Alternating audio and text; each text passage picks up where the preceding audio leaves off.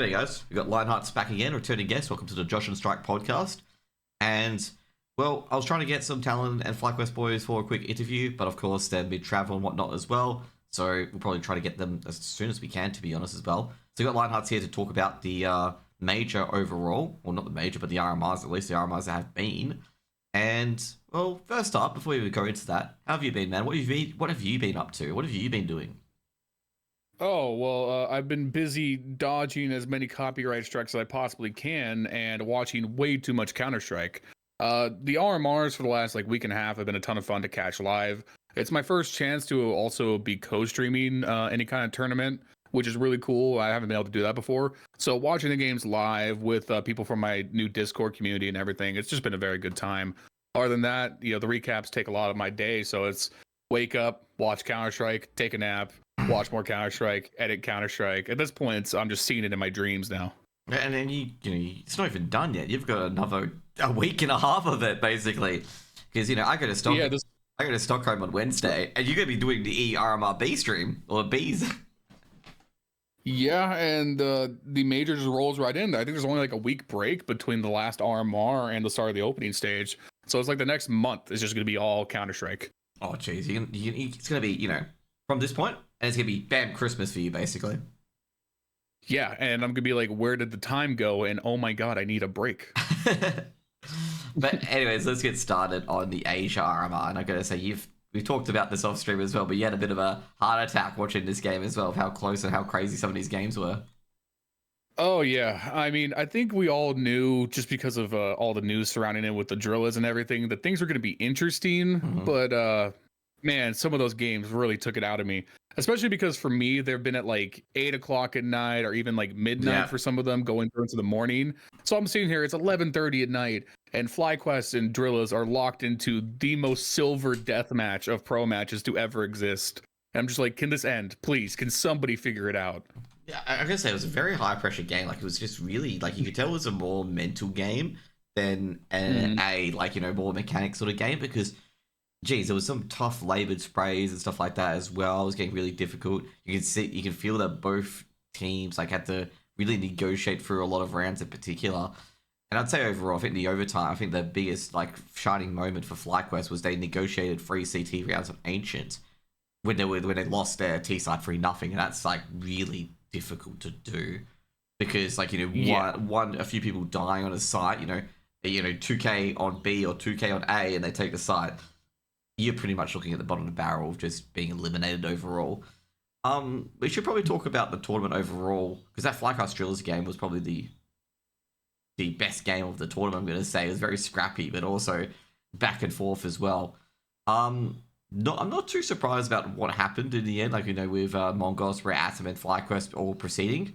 In fact, I got all 3 of them correct, other than Rare Atom going up in the upper bracket and FlyQuest in the lower bracket.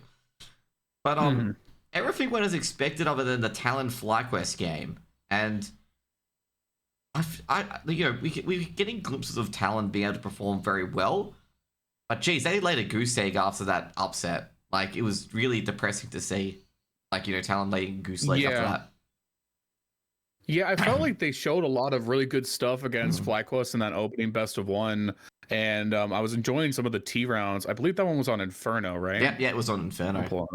Yeah, it was. It's on Inferno. I was really enjoying some of their T side rotates, the way they were taking the B control and then just getting FlyQuest to overextend the utility. They would go back and they would take A really effectively. I enjoyed that. I mean, that's definitely a map that I think you have to take off FlyQuest right now, because Alistair is just not going to be able to have much impact with the opponent's hand. So you're really putting a lot of pressure on Vexite and Inns and Liaz. And I think Talon took really good advantage of that. I thought Netic and Hazard had a lot of good rounds throughout the event. But yeah, it just seemed like Rare was in fully control of that best of 3 and just gave them just no room to operate. Yeah, same with Lid Vision, their best of 3 as well. With Talon, my opinion, they just didn't have that killer blow, that killer instinct against Rare Atom and Lid Vision, but they definitely had it against FlyQuest, where they're just landing those knockout blows over and over again. Yeah. It just feels like they're just jabbing and just, glancing them in the face rather than delivering any knockout blow. The aggression just wasn't there, in the Rare Atom and Lid Vision games, compared to the FlyQuest games, where they were just aggressive in their faces, they had a plan, they know what they're doing.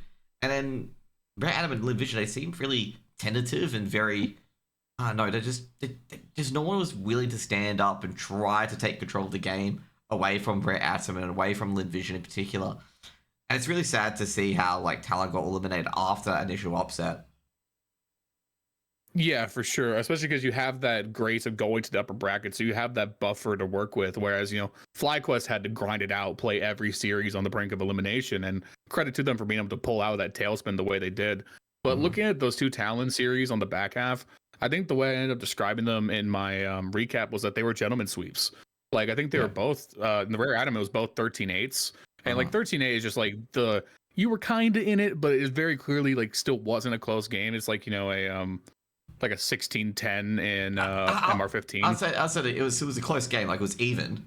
But Rare Atom and Live Vision had players that just wanted to take control of it. Just Talon didn't have anyone who did want to do that. They were very passive. Yeah, they were like the first halves were really competitive, but then the second halves would just fade away real fast. Yeah. You want to go? You want to go into FlyQuest? Me to have much of sorry. Because I don't watch too much of like the domestic Australian scene, it just doesn't end up in my purview that much. I was looking at the way Talon played in that opener, and I was pretty excited about it because one of my big criticisms of FlyQuest is that this roster has been together for as long as it has, and it feels just kind of like flat at times, where they're really like hoping for someone to strike out and make a play, like Alistar getting huge double kill with the op, or Vexite having a huge anchor hold on CT side. But the team play from Talon initially, I thought looked really consistent, which gave me a lot of like, are they going to be able to knock FlyQuest off? And now we're talking about, are they going to be the best team in Australia? And then just fell flat. Yeah, exactly. That's pretty much my feelings as well. Like, they knocked off FlyQuest, and then it's like, hey, they could have a chance against Brett Atom, or they could have a chance against Lid Vision. It just never came. And like, I gotta say, like, obviously the players in that roster for Talon are all very young, other than Azza. Like I think MHL's 24. I think Hazard Addict and Netic early 20s, in before like someone's 30 or something like that, but they definitely don't look it. But I gotta say, like, I'm not sure if they got a bit of stage fright in particular, because obviously this is one of the first RMRs for, I'm trying to think of what it is, could be first RMR for Hazard, and could be first RMR for, not MHL, for Netic as well. So could have been a bit stage hitters as well, but I'm not terribly too sure. I'm a bit disappointed with Talon. I think they're a bit disappointed in themselves as well, given how they started. And they've definitely got a bright future ahead of them, because if they can deliver that to FlyQuest, if they can deliver that, because the hardest part in Pro CS is delivering that high quality consistently, okay? That's why I think Rain is one of the best players in FaZe, because he can keep Rain, like, Rain top tier play on a consistent basis. He's not obviously a Monacy, Monacy's amazing, by the way. He's not like a Monacy or anything like that, but the level of players that he's going to do is going to be consistent. And just Talon, they just need to find that. FlyQuest also have that issue as well. A lot of Asia teams other than Mongols have that issue where they show glimpses of greatness and then they fucking show utter shits, basically. Yeah, just completely falls apart. Yeah. That's why Nafly is also a lot like that, where you're never really going to see like a terrible game out of Nafly, and then he also has that second gear where occasionally he'll take over. I mean, Rain and Naf have always been two of my favorite players because of that quality. Yeah. That idea of just being like the third star, but you don't have to really show it. It's kind of it's a thought I've had for maybe another video that I might work on once all the major cycle is over. I kind of feel like we're trending towards CS rosters not having traditional supports anymore, where like the idea of like a Magic's on Spirit is going to be something that's going to be phased out over time, because you can't have an IGL who's like a sub 1 rating and then a support player who's a sub 1 rating. It just feels like you need more firepower now. And so teams like G2 and Na'Vi are really built with just 4 stars or 3 stars and someone who can have that takeover potential like a Hunter. And you pair that with a great IGL, and that seems to be a really consistent formula for success.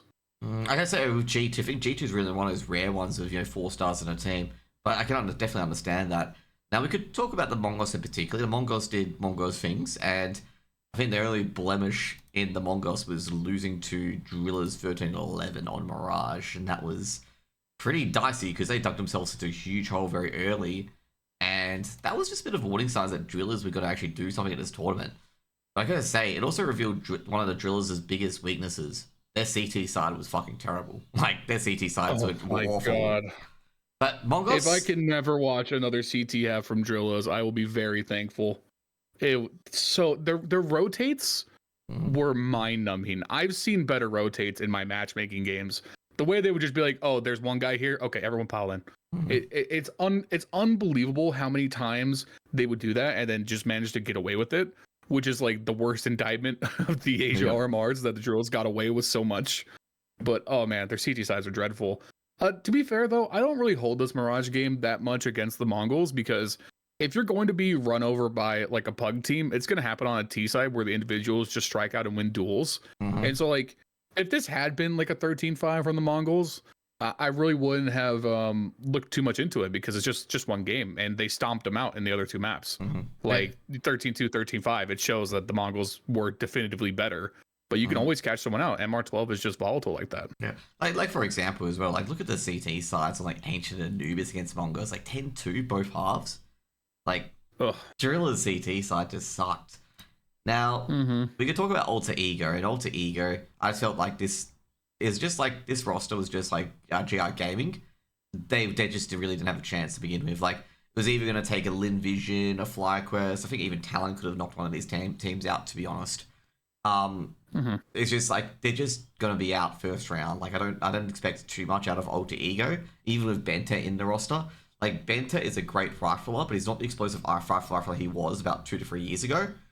And that just represents what it has here in particular. And they did win a map against Lin Vision, but realistically they weren't in it. And then we can talk about Drillers, and overall, let's talk.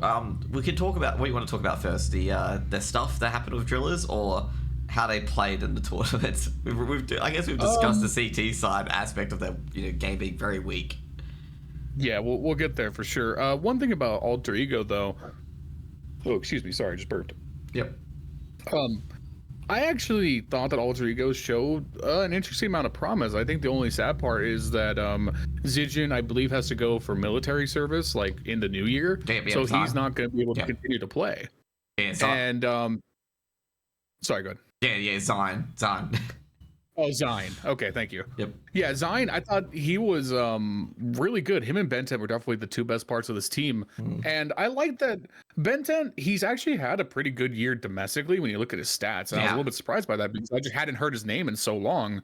And obviously back in the day, he was like, he came on the scene with Tai Lu, looked like he was going to break out and be like, the first guy out of Asia to break into like the top 10 in HLTV, maybe go international.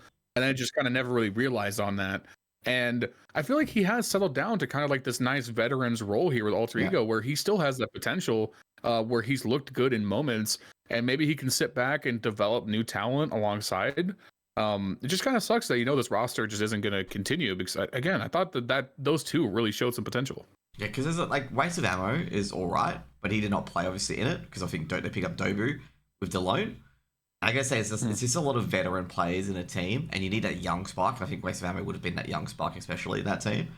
But it's just like, I felt this team was kind of DOA. I know Bentet tried his hardest to get the team over the line, but like Bentet isn't the explosive rifler that he used to be. He's still a very serviceable rifler, but it just isn't the rifle he's meant to be. Yeah, very much. He's kind of like at like a hunter point in his career. Yeah, and also not to mention as well, like they lost to Lin Vision. To be fair, to be expected, to be honest, because Lin Vision, even though they've lost their two best players to Tyloo, they're still fairly decent. We could get to you talk about the Drillers. Well, Drillers obviously. Where to start with the Drillers? Okay, first of all, we can start the drama. Okay. Yes. Their subs, that sub rule. Everyone's like, why isn't they being punished for it? Well, RMRs aren't going to exist next year, so there's no real reason to change it after it's happened, because it's a bit too late. And also, having retrospective laws or rules are just very bad in general for integrity of anyone. So you just say, okay, it's going to happen once and that's it. And Drillers aren't going to do anything in the major anyway, if they even got to the major. That's pretty much it. Like, it's going to be a small fire that no one's going to remember it next major, basically. What OniPixel said after the fucking interview with the players need money and whatnot, so why not do this and disobey the spirit of rule and take advantage of these loopholes? That's not a good thing to do. Like, that's never a good thing to do. It's the sort of thing where people are like, players need to get paid, and they justify increasingly worse things, and it gets to the point where it's like at match fixing, basically. Like, they need money, bro. It's like, yeah, I know everyone needs money, but at the same time, this is what a lot of people get tied to as well. Like sometimes professional CS2 just isn't there. It doesn't mean you have to find unethical ways to make money. Sometimes you have to move on or keep it as a part-time and stuff like that as well. Nobody moves from like not getting paid from CS to getting like, you know, a 6-digit salary from CS like instantly. Yeah. And yeah.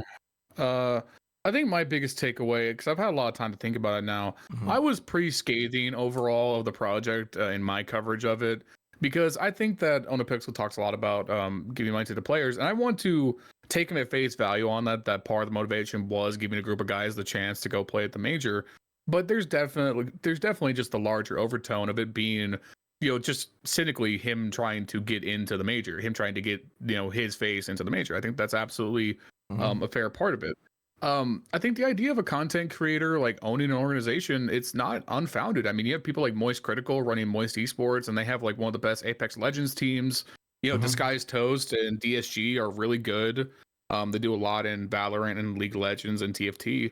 So in my opinion, if OnaPixel was going to put the money where his mouth is, and I said this in my video, he would be seeking out funding and the Drills would become an organization. He would be trying to draft players and take them seriously throughout an entire season.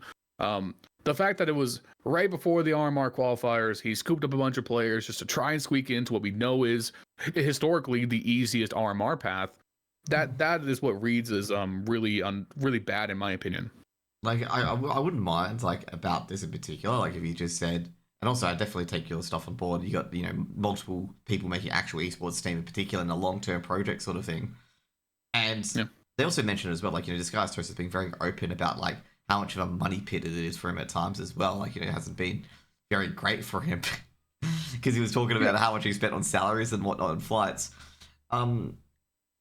Now with drillers overall, like, you know, definitely agree with that. The other thing is, well, like if he like sort out at least an Asian replacement for a substitute, you know, can you speak good English and stuff like that? I wouldn't mind, you know, Scenario getting to the roster. It's like, yeah, you made a genuine attempt.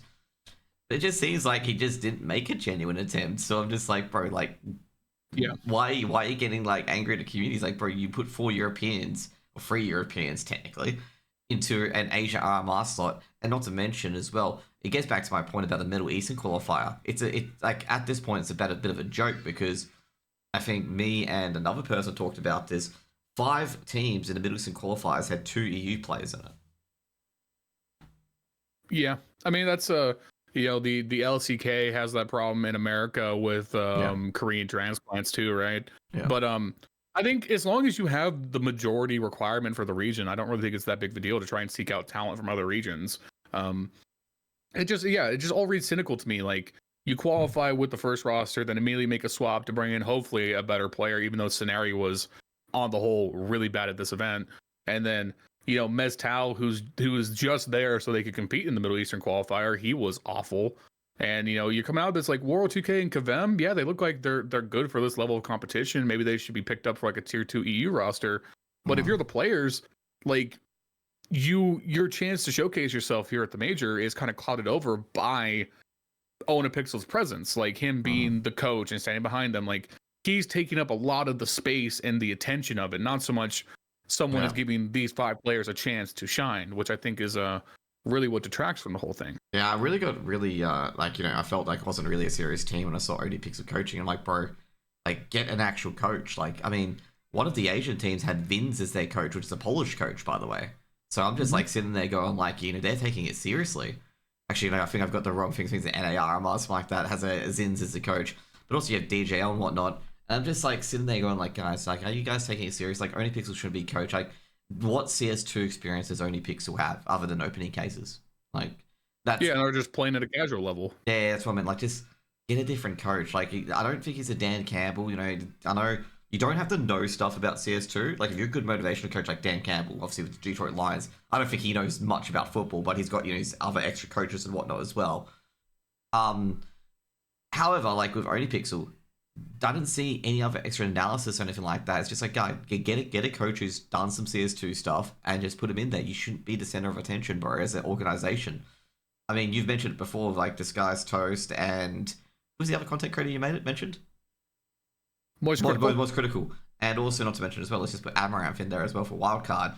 Yeah, I'm surprised you didn't mention. I'm surprised you didn't mention her. I'm like, NA. I forget that she's the funding behind Wildcard because I am only caring about Stanislaw being was still one of the best tactical minds in NA. That I'm focusing on the Counter-Strike and the players. I don't care that Amaranth's the one funding it. But like, overall, that's the point. Like, as you just said, you made my point for me. You don't know that they're there. You don't know that they're there at all. Okay, that's the point. That's the point. They're not. That's exactly the point. Yeah. But anyway, you go to the HLTV page for the Asia RMRs, and the only pictures in the gallery are of Onapixel. But anyway, because he's the one who's gonna get the headlines. That's pretty much it. And to be fair, some of it's a bit of column A or column B. Like, he's gonna get headlines regardless. But also at the same time, it's just like, because he's got a co-stream, of course, so he'd probably co-stream the event. But the B part is like, he was drawing a lot of attention to himself in general by being the coach. Yeah. And listen, as much as that FlyQuest and Drilla series was exceedingly entertaining, it ultimately it probably shouldn't have happened. Yeah, pretty much. I'd say over that Drill's FlyQuest was very entertaining. I gotta say, FlyQuest got the Drillers. Let's talk about Drillers. Drillers did very good against Vision. They got a map of Mongos, which is very impressive. They really drew FlyQuest out for a long, grueling BO3. But I gotta say, overall, what killed them was it was just FlyQuest's finest hour. Okay, that CT side, where they were able to get 3 rounds in a row. Like, geez, Drillers, like, they let it slip. The moment that FlyQuest got 3 rounds in a row, I just felt it was curtains. It was just over. Like, it was just over. And so many good individual moments too down the stretch. Yeah. Like, even just to get into overtime, Vexite anchoring on the B side CT. He has those back-to-back multi-kill rounds. Those were incredible. I think it was the end of the second overtime where Dexter's extended into the B ramp smoke and 3 Drills players push him. He shoots the first guy and then he flicks to the second and gets the flick headshot before he goes down. You barely even see the second kill. Yeah. Like, just so many just great individual moments. And then I will say, I think Liaz had one moment that was really frustrating for me. It was, I believe it was round 28, and he would end up in a 1v2 in the post play on the B site. He gets the kill along the right side of CT, throws the smoke behind him as they push the bomb, and the smoke just blocks him out from being able to defend the post, be able to defend the fuse. Yeah, it's like, I don't know if he was trying. He thought maybe he was dropping a flash or something, but that smoke was such an unforced error. Yeah. And then, of course, in the very next round, Mestal dies in his own Molotov because the game was just comedy at that point. Oh, that was a lot of comedic moments talking about the American RMRs. There's a lot of comedic moments yesterday, but that one was one of them. The 1G, there's a lot of... we had 2 1Gs, actually, in this RMR It's remarkable set. It keeps happening. I don't know, pressure does really, really magical things when anyone has a Molotov in their hands. It's true. It's amazing how easy it is to mess up simple lineups when there's a lot of money behind that lineup. Yeah. Let's talk about Lin Vision. Okay, Lin Vision, a lot of analysts were very critical that they got the invite over Tyloo. Then again, because obviously Lin Vision's been picked for parts by Tyloo, and Tyloo seems to be like the Astralis of China at the moment. Maybe I should have called them China Astralis, because, literally that's what they do. It's just they buy other teams' best players and make a team out of it. And that was a close BO1 against Drillers on Ancient. I'm going to say Drillers got a lot of CT rounds there. Probably the only sort of game where they had a good CT side. But Lin Vision made a very, very good lower bracket run. They took out Talon as well, and that was a pretty tough one because Talon could have been coming back for a statement game as well. But Lin Vision seemed to be always in control on that Talon series. Then FlyQuest, and Dexter made a comment about this as well, that he was surprised that Lin Vision picked Nuke, and I feel like Lin Vision missed that when they picked Nuke. Yeah, I think that was interesting. That was the map where FlyQuest, they 13-4'd them, right? It was 13-2, and they won 10-2 on CT side. Yeah, you're right. So this game, I remember I went to bed because this is just too late. It was long, yeah. Yeah, it was 4 a.m. when this game was probably happening. Yep. And I got up and I was watching it, and I was just like, man, my number one pet peeve with Nuke T-sides is when teams will use their utility outside, they'll throw the smoke walls, and then not push behind it. Mm-hmm. Like, you've made that attempt to take space, and then you're backing out to rotate back into lobby, and it's like, you've wasted utility, you've wasted time. I think in the round I'm thinking of, they took all that outside control and then waited out to like 20 seconds left and did like a really sloppy upper A push and just got collapsed by FlyQuest. Yeah. Just dusted on the inside of the site. And it's like, if you're going to take that space, you need to hold it. Like, there's a lot of merit on Nuke to, I think, sitting outside and waiting for the response from the CTs. But if you're going to take that forward space out to red, out towards mini, you can't then concede it because you're just constricting the map too much. Yeah. Also, not to mention as well, like, like basically use Skybox, #ad, by the way. And the veto was going to be like Anubis, and like I gotta say, if they said Flyke was going to pick Inferno, but that's stupid because every Asian team plays Inferno, so that would be a dumb pick. But they were looking at Linvision picking Anubis, and I was actually looking a bit into it, probably looking too much into Dex's comments. I'm starting to think that FlyQuest and Linvision scrimmed a lot on Nuke, and that's why Dexter was surprised that they picked it, because he's just like, we kicked your asses on Nuke, why do you want to verse us again? Like, you get what I mean? Like, that's what I think why Dexter could have sort of, like, it was illogical, because he knows the scrims, we don't. And that's what I think what happened is that Dexter was curious on why they picked it, because they kicked their asses in scrims. And let's just say Anubis, their other pick, they probably lost a lot in Anubis, and just like, what? So that's what I think I glean out of it. Maybe I'm looking too much into it in particular for Linvision. But I gotta say, like, Linvision, they did very well in Vertigo. They got it to 8-8. But it just spiraled out of control after that. Like, FlyQuest had a lot of deny rounds. Alistair played very, very well as Ints. And, yeah. I've been, I've been pretty critical of Alistair, especially for the recent performances at the international tournaments that FlyQuest have been in. I felt like he's really under-delivered a lot with the off in his hands. But this series on the way out, I think it was his best series of the tournament, if I'm remembering the stats correctly. It probably is 1.3 rating. I was just curious, by the way, about your point about Nuke and Anubis. For point of reference, over the last 3 months, FlyQuest haven't lost on Nuke. It's only 6 games, but they haven't lost on it. And they're playing Anubis as their most picked map at about a 70% win rate. So it doesn't really feel like either way you had a really good pick out, that, except for their biggest defeat in that sample size is against Linvision. Yeah, that's what I meant. That's why I was probably surprised, because what I'm saying is they probably played each other a lot on Nuke, and it's just like, why are you playing us on Nuke? Yeah, but either way, I guess like, maybe these teams just share map pools so much it's just really difficult. Like, trying to go for a gamble is actually out there. Overall, like, Alistair had a really, really good, series against Linvision, and it just shows that, if he's consistent, he's able to just blast Linvision to the sky, basically. Linvision overall, I don't think this is a bad event for them. Like, even if they got 4th or anything like that. Because look at the players they lost from the last major compared to this major. They lost G and Starry, and like that's like 2 of their best players taken out and picked up by Tyler. And I feel like even if they didn't get to the qualifier, like they would have made it through probably the Chinese qualifier as well against Rare Atom. They probably would have got through via that one potentially as well, because Rare Atom had a very easy path to the major, but we'll get onto that a bit later. But I felt like Linvision overall, they did pretty well at this tournament, given the fact that they're going to be probably losing all their star players. Another thing to mention as well in that series against FlyQuest, that Zaka went missing, and that just really hurts Linvision quite a lot. Yeah, he definitely seems like their best player recently. I thought Flying also had a lot of great moments as well. Yeah. When it comes down to Linvision, it's always hard for me to have a good judgment on them, because I feel like every time they end up in an international tournament, they're just immediately bowing out. They don't really have that upset potential that the Mongols do. So I rarely see them in positions of winning games. So it's just like, it's hard for me to really have a read on them, because I never get a chance to see them domestically. Well, the biggest issue for Linvision, I'm going to say, is that all 5 of their players can't win them the game. Their win condition is like Zaka and Zaka alone, and it's like Flying and a few others as well. Flying and Amelia. Yeah. After that, like the other players, they don't have the win potential win them. Like a Fufu is problem. He is a big problem. He was exploited a lot by FlyQuest, not only just on Nuke, but also on Vertigo. So he's probably going to get replaced. I think Linvision only brought him in because there was a lot of tournaments coming up that they couldn't really change their roster for. So roster locks. Yeah, so roster locks and whatnot. So they'll probably change him as well.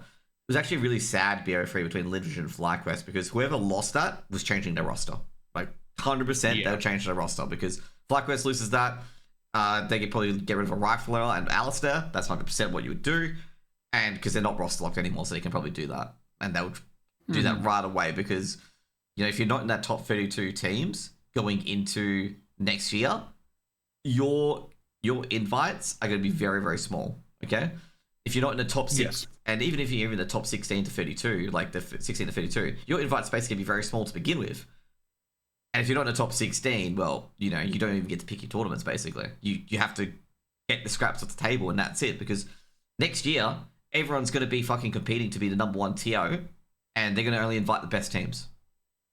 Yes, and the Valve rankings are going to dictate everything. Yeah, exactly. Let's get on to the next one. Sorry, you continue. Oh, sorry. I had one more thing on FlyQuest, actually. And this is where I'm curious to see what your input is. It's my read that this year is still, on the whole, not been good for them. It's been pretty disappointing. I think even because I just don't see them doing anything at the major. Like, I struggle to see them getting out of the opening stage based on what we're expecting out of the Americas and the EU RMRs. So do you think even after this major cycle, they're looking at a roster change? Because it just kind of seems like they're spinning the wheels. Like, it doesn't really seem like there's that progression forward. I mean, I feel like going into this year, they were pretty comparable to like the Mongols, where maybe they get that kind of run through a lower bracket of a tournament, they could do some damage. But it feels like the Mongols have steadily, honestly, improved over the course of, like, especially the last 6 months. But it feels like FlyQuest has stagnated heavily. Yeah, FlyQuest definitely stagnated heavily. It's made on the basis that Alistair's not being consistent. He's not hit the shots he just needs to hit. Like, if he hits the basic shots and the controlling shots, people won't swing into him, and also make their play overall not more rifle oriented. They need to have an AWP orientation as well. Now, I know Dexter with sometimes on his IGL because he had a corner roster of Mouse and that didn't work out. But when he brought Torzi in, it worked out tremendously well. I'm not sure whether his star's not really good for a passive AWPer also. So you kind of have to be more aggressive in particular, but we'll see what happens. But Alistair's been getting more consistent over each tournament for ESL Pro League to Atlanta. This major was a bit of a step back, to be honest, because Atlanta was very, very good. They did win ESL Challenger Atlanta, which was probably more to decide that they could keep Ali into the roster. But it's going to be the hardest part, like with the major. I don't think they could do much trouble in there. If they get to the legend stage, great, but I don't think they will. Like, I don't think they will get to that next stage in particular. I think if they go 2-3, and that's great if they go 2-3. But I think the main goal here, I'll probably say, has to be to that elimination stage. If they get to the elimination stage, then it's going to be very, very rough. Okay. And then obviously, all Linvision has to do is drop a Fufu, sign Bentet, and maybe we have a roster to work with. Yeah, there could be a few different things as well going into that as well. Like, could be a few more dropping people as well. But we'll see what happens with Linvision. With Rare Atom, on the other hand, Kaze had a dream tournament, and he's just basically announcing all the mistakes that Tyloo has done in dropping him for G. Yeah, I was very impressed by Rare. Going into this, I really, like I said, just Asia's just a region that it's hard to keep tabs on if you're paying attention to Tier 1 primarily. So outside of the Mongols and FlyQuest, I was not familiar with basically anybody else in this event. And Rare going out of this, qualifying first, they looked dominant in pretty much all of their games. They didn't even look bothered at all. Maybe if they got a match against the Mongols, we could have seen something really interesting, but they didn't have to play them because, they didn't bother losing. There's like, whatever, we're just going to take the fast path out. Yep. Also, got to say as well, like, Kaze was just so dominant this tournament. Like, he was just insane. Like, you just could not stop him. He's like one of the best AWPers in Asia, and it's just absolutely insanity. And I just, obviously, this Rare Atom team knocked out Tyloo in the China qualifier to get this RMR spot. And you could just tell that Rare Atom's a team on the up and up. And yeah, I mean, Kaze hasn't missed a beat, and I've got to say overall, like, Tyloo probably regretting getting G in for getting G in instead of Kaze at this point, because Kaze was just shooting the lights out with this roster overall. Now, the downside of Rare Atom is that they don't have like a very young core. Like, their core are like ex-Tyloo players, basically, like mostly ex-Tyloo players or veterans in the Asian scene. And I feel like the one downside I can probably put, one blemish I can put onto it overall, is that Rare Atom got through via experience, because Talon and GR Gaming are very inexperienced rosters on LAN. I think they had very favorable matchups because the experience would get them over the line. Yeah. And also, it wasn't even like just the Kaze show, right? I thought Yeah. Child had a lot of really good rounds, especially against Talon on Inferno. He had a couple of really good clutches. He had a lot of great like eco rounds, like anti-eco rounds where they would be low bot and he'd get out there with like the Tech 9 or the 5-7 and do great work with it. So it really felt like they were just the most complete team here other than the Mongols. Yeah. Now I get to GR Gaming. I don't think there's much to say about them. They were just there. That's pretty much my opinion. Like their Anubis. They were there. Their Anubis was very questionable. Their T side and so was on the CT side. I mean, they were just there. That's pretty much it. They didn't show very much at all. They were constantly getting out aimed and out dueled. Their strategies were very like simple and defaulty, and I don't think they did very much, to be honest. I think they were just they do coach Duke Fisher. He's been in the tier 2 scene for EU for a bit. But I guess overall the level of these players, they're just versing teams that are way above their pay grade. Yeah, I mean, I made this joke in my recap video, but you can't have a player named Mediocrity. Like that just feels like a bad omen. Yeah. And it's just like that's exactly what they were. They're pretty mediocre. Yep. Now we have already discussed Talon to death, and we've already probably discussed FlyQuest to death as well. So yes. Talon, we've already discussed it. FlyQuest, let's just go through them as well. FlyQuest, that first Inferno game was diabolical. The fact that you're losing that against a domestic rival, oh, that does not go well for you at all. And they lost some pretty painful rounds too. I remember that was actually the first game I caught. I had just woken up because again, these games are at just such dreadful times. It was like 4:30 in the morning, and I was just sitting in bed, barely awake, and still managing to like be cognizant of what's going on around me. And I was like, wow, this is not the start you want for FlyQuest. Like they were just butchering those CT rounds.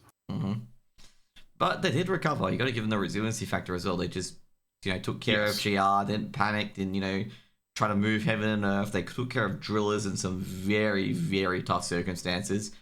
And also, they took care of Lin Vision. And you probably would have expected them to take care of Lin Vision because that drillers match was on the same day. And you thought have been, oh shit, Lin Vision is going to, sweep him 2-0. But I think that CT side on Nuke just gave him a second wind. Like, we discussed it from the Lin Vision angle, but FlyQuest's CT side was fucking really good. They were able to just force him out of sights, make sure they got no information. Their outside control was very dulled and stuff like that as well. Like, yeah, it was just they put on a very good CT side on Nuke. Yeah, I think it's a hard thing to quantify sometimes. Yep. But I think just being out over the edge of the abyss in the just miasma with the drillers was like the wake up moment. They're like, okay, we did this. Do not want to do this again. We are not going to be this close to going home. Not like this. And they had enough time to relax, rest, just let go any of the like stress of that game. And it's just like, whatever. We've seen the worst possible outcome against the drillers. It literally can't get much worse other than going home. Let's just relax and try and play our game. And, I think if anything, it was probably more of a burden on Lin Vision because you would expect them, their first series against Talon went so smooth. Yeah. And when you see how rough it was for FlyQuest, you would definitely give Lin Vision the upper hand in that kind of matchup. But I think Lin Vision just got a little caught up in the moment and just couldn't deliver. Also, got to say as well, FlyQuest is on Vertigo. Like they did very well on the CT side because that's one of the hardest CT side maps to play because you can get caught in rotation so easily on that map.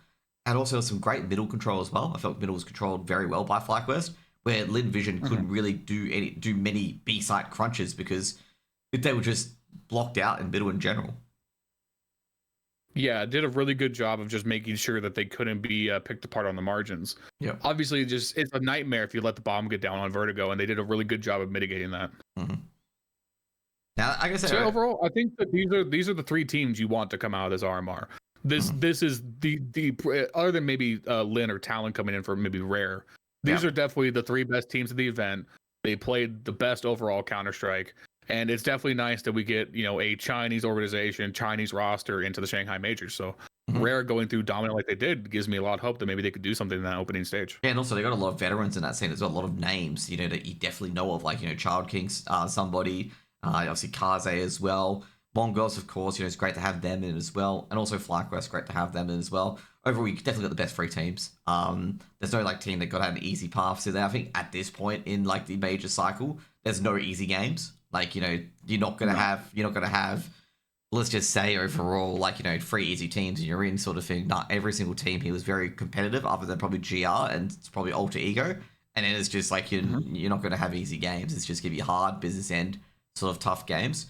FlyQuest, I think the only thing blemish is FlyQuest losing the opening BO1. I think they're gonna be pretty upset about that. They have very good resiliency to make a lower bracket run, which had been one of their weaker points, is that the resiliency and composure was pretty terrible. So to lose a lot of late rounds because of it. But it was good to see them there. Rare Atom, I'm just really happy to see that Kaze is getting a lot of success after being booted off Tyloo for G, which I thought it was really... I think it was just a really like-for-like swap. Yeah. I think overall, one thing that's coming out of these RMR formats that's pretty clear is that obviously we all agree the best ones need to go. But while they're still here, there's no security. It doesn't matter if you're Team Liquid and you haven't played domestically in NA all year long and you've been one of the best teams, throughout the year. You could still just get run over by Wildcard because they have the better prep. There's no safety. Like if you mess up even 1 or 2 buy rounds, you're going to lose the half. Talking about that though, we can talk about the America RMRs. Where you want to talk about that? We can talk about Wildcard first, since you mentioned it. Yes, definitely. I would say the best surprise out of either RMR so far. And listen, if you've been around and you've been following NACS for an extended period of time, going back into CS:GO as well, Stanislaw has always been one of the best IGLs to come out of America, and he's always been great at 2 things: destroying rosters from within and then scouting his opponents. And his ability to scout and game plan, to call it Kerrigan-esque, I think is a little bit of an over-exaggeration, but it's the closest America has had to a Kerrigan. His pregame prep is legendary, and we get into that first game against Team Liquid, and he just pounces on him. The T-side rounds from Wildcard on Inferno were perfection. They were like a textbook. If you want to watch how to play as Team Counter-Strike, you go and watch that demo, because the way they would flash each other in, their team flashes were perfect, their executes were really tight, and they had all of their individuals doing really well, and they capitalized on the fact that, Twist had a really slow start. They were taking advantage of the fact that Ultimate, despite being really good, if you could take him out, you were able to exploit the other bomb sites. It was, even though it went to overtime, this was an insanely good win for Wildcard. Oh, yeah, definitely. Taking out one of the better teams in the tournament, like your top 4 as well, and also not to mention as well, their path to the major was fucking difficult. They had to beat 2 of the top 4 teams coming in, and they had to beat the best team that was outside the top 4 as well, 9Z to BO3. And you can just look at that Bouchot score overall. It's insane. It's free for a top team, which is generally not there. Usually it's negative because you've beaten teams worse than you. Every single team they beat, they did very good. I'd say overall JBA has been something in that roster as well as they pick up some Fizy and Susp. Sonic must be happy as hell because this is his first major. And also not to mention as well, the coaches they picked up Vins, which is I believe previously, I'm trying to think which roster, but he's been in a lot of Polish mixed rosters as well. And they picked him up. And he's been pretty decent for the team overall. Wildcard's been steady improving. They've always been that second team under M80, where M80 had been the better team overall, as well as Complexity Team Liquid. And Wildcard would get very few invites because they would just lose to M80 and they wouldn't get the qualifier spot. But now Wildcard has really just shot themselves above M80. They picked up the 2 European players, probably adopting what M80 did and adopting the EU coach as well. And they had a fantastic and phenomenal run. I mean, they took out Pain, they took out Big Uzera. Big Uzera is a difficult nut to crack because he's one of the better IGLs. You can IGL any team. You look at his team and you're just like, who the fuck are these Brazilian players? The only one you know is Big Uzera. And he's able to lead them to, fairly deep runs in a lot of tournaments. And the last one, 9Z. 9Z were a bit disappointing in the BO3s, but they're still quite good as well. With Martinez and Hasso and DGT as well. I think they played pretty well. But overall, Wildcard. Yeah, I don't think you're going to get an easy series out of 9Z. Yep. And, they rallied through the overtime game on Nuke. And then, again, their Inferno. Their Inferno looks so good. I'm impressed with all the protocols. The individuals were all really good. But again, just for me, the highlight is Stan. And my perception of Stanislaw, because he's been in the scene for so long, is that he was older, but he's not even 30 yet. And so he still isn't even that bad of an individual, especially for an in-game leader. He has moments with the rifle where he looks really competent himself. And just, again, that the brain in that man's head is one of the best that NA has ever produced. Like, outside the fact that we lost Steel because everything that happened with iBuyPower, Yeah. like he's the best domestic in-game leader that I've seen come out of the US. Yeah, definitely. I'm gonna say Stanislaw is definitely LA's team. I mean, JBA's gone from really, really good to fucking amazing. I'm gonna say, like, that guy's the next obviously NA talent, particularly with Lake. And Wildcard, like, could they do some damage at this tournament? I mean, if they're versing APAC teams and Inferno gets picked, Wildcard could, like, just show them up. And, like, with a lot of Asia teams in particular, they might have to ban Inferno out if Wildcard's good on it because they don't want to have it as a decider or even pick it because they don't want Wildcard stealing it. So I think that Inferno pick is actually really, really good for Wildcard because if they do come up against a Mongols or if they could come up against a FlyQuest or Radom, they'll make them hesitant on putting Infernos at the side or even as picking it. Yeah. I mean, at the end of the day, everyone plays Inferno, right? Yeah. It's always going to be one of those maps. Very rarely will a team be like, we're not going to play Inferno, especially as long as Vertigo is still in the map pool. Yeah. So it's like, if you're an elite Inferno team, it's like, how Astralis just monopolized Nuke. Like, if you just monopolize one of those maps you're going to see in like 90% of your series, it just gives you such a leg up. Yeah. Let's talk about the next 3-0 team. MIBR. Yes. I feel so justified. I did a hot takes before the RMR started, and my biggest hot take in that video was I said MIBR are going to be the best team out of Brazil, and that's tough because I've also been such a big fan of Pain throughout this year. But what we saw out of Insani in the build-up was just so unreal as an individual, and the rumors were already there about Lukowski. I know Lukowski has struggled thus far to fit in with MIBR. It's been a bit of a lag in him going. But I knew if they could just like get comfortable with this roster, that their talent was going to shine through. I mean, Insani is just, it's in the name. He's insane. Yeah. I'd say overall, Lukowski, he's just had that teaming issues. Like, I wouldn't take too much out of MIBR. They've definitely taken a step back, but they'll probably take 2 steps forwards out of all this. MIBR, like, is probably the hot take team because it's just like, bro, MIBR can be very, very great, or they can be absolutely fucking putrid, okay? So they were very, very great at this RMR event, and they, like, their path, I'm going to say right now, their path is not that admirable as per se, let's say, compared to Wildcard, where they knocked off 2 of the top 4 teams, but still pretty good. They knocked off Complexity, okay, the BO3, and that's probably the big win there, as well as, they had Crew, which was probably the easiest game ever, I'm going to say, for any team in particular, given how absolutely destroyed they got. But, it's hard to knock off Complexity in the BO3. So they did that 2-0 in particular as well. You say that despite the fact that every time I bet on Complexity in a tournament, they somehow manage to mess it up. Like I say, this is the NA RMRs. Always that top 4 row team is going to get eliminated, but none of them got eliminated this RMR. The favorites, none of them got eliminated. They all survived, which is really odd. Yeah. My take was always that that like Liquid, Complexity, Pain, Furia were guaranteed to get through. Yeah. It was those other 3 spots that were a complete toss-up. I don't really think there's much else to say about Liquid and Complexity because they just kind of just took care of work. Liquid, after losing to Wildcard, I think they just knuckled down and didn't look back. Looking back on that game, despite how much I really enjoyed what Wildcard were doing, Twist having like 5 kills at the end of regulation, it's just not going to happen. That's just not going to happen all the time. And if Twist played any amount better, Ultimate had a great bounce back in that game. I thought he looked a lot better throughout this tournament. And Ultimate has obviously been the issue. He's been slumping these last few events, couple of months. So we know what Liquid can be. We saw the peak when they first came out. Yeah. So if Ultimate maintains that high level, Twist maintains a good level, you have NAF, which is always going to be dependable. It really is going to boil down to how they call around each other and what Twist can do as an IGL. So they're definitely, they should have made it through. And them making it through doesn't surprise me. And same thing with Complexity. Yeah. Overall, Team Liquid as well. I gotta say, Team Liquid CT side of Anubis was actually really good. 10 rounds on CT side of Anubis, like, shit.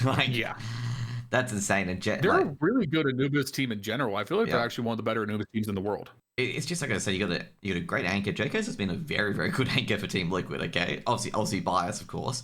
Very great anchor. Ultimate's been insane as well. And I feel like this team has still got a bit to go with the ceiling. I think that ceiling can get a bit higher on this team, I reckon. On Liquid. Yeah, it depends on how Twist develops in terms of the ability to like mid-round call and then he does the peripherals with like vetoing and anti-stratting, doing all the work outside the server. And then you just got that combo where Naf and JKS are gonna be such reliable anchors that Twist and Ultimate can really do what they want. Yeah. And then on Anubis specifically, Nafly lurks so good. He's got to be the best at lurking on T side Anubis.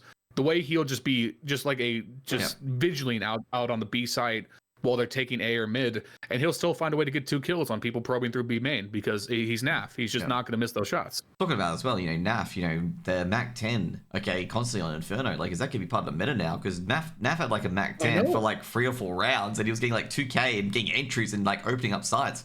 Is that going to be a thing that it's going to change with Inferno? Yeah, it was I was really concerned. I was really confused by that too, because I was watching those games live on stream when they happened. Yep. And I was like, I was getting ready to be real critical of this if Naf was just going to get in there and die, but no, he just got into the apartments and you're going to do work with the Mac 10 or an MP9 or anything else in the apartments. So it saved so much of their economy, and he was still finding the impact. Yeah. It's definitely interesting. I do hope at some point we nerf the running, jumping accuracy of subs, but I've been praying for that for years and it hasn't happened. So maybe that ship is just never going to sail. Like, I think it's that round 3 or round 4, he had like 11K in his bank, and it was just like, and they lost a round, and it just like funded everyone's buys. Yeah. But yeah, I was really impressed with Team Liquid overall. I think they might, like I say, with Yakinda, he's on the chopping block. He's 100% on the chopping block for this game.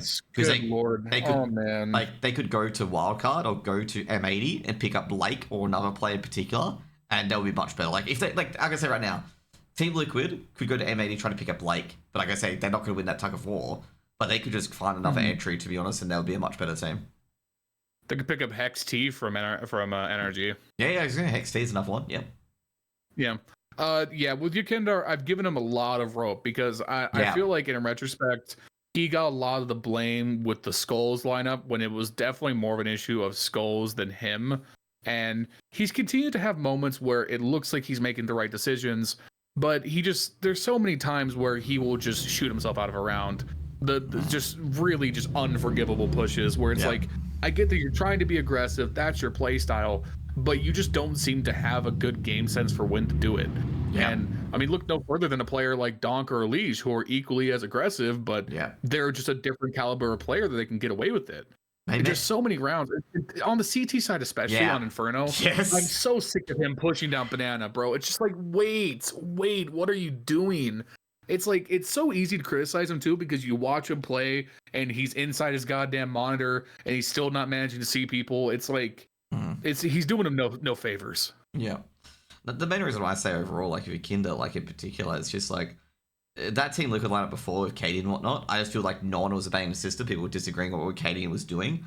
And Skulls was just a big symptom of it, okay? Like, Skulls, you can tell he was the symptom. Like, he wasn't the problem. He was a symptom of the unstable team environment, because you see him in Fury now, he's fucking, like, 10 times better.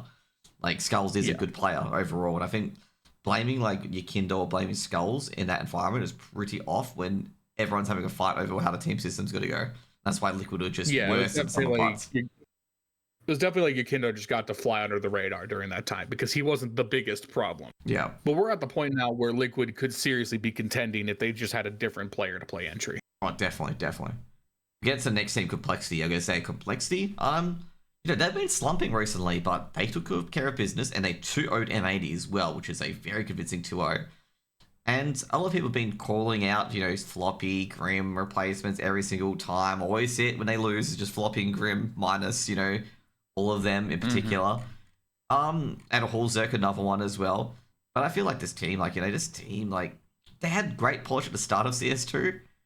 But I think overall, they did good to 2-0 M80 and just get in there, just stand their ticket. Bit disappointing about MIBR. I think overall, Elige is just a godly player overall, and he's probably the main point of the spear for this team. He's the tip of the spear. Hallzerk looks completely normal now without his mullet. I couldn't believe it was him when I was like, is that him? Is that Hallzerk? Like, what? Yeah, it feels like he chopped off the mullet and lost some of his power. I really think he should grow it back. He's been more inconsistent post mullet, so I hate to just draw attention to that. But if he kept the mullet, maybe Complexity could win some of these tournaments.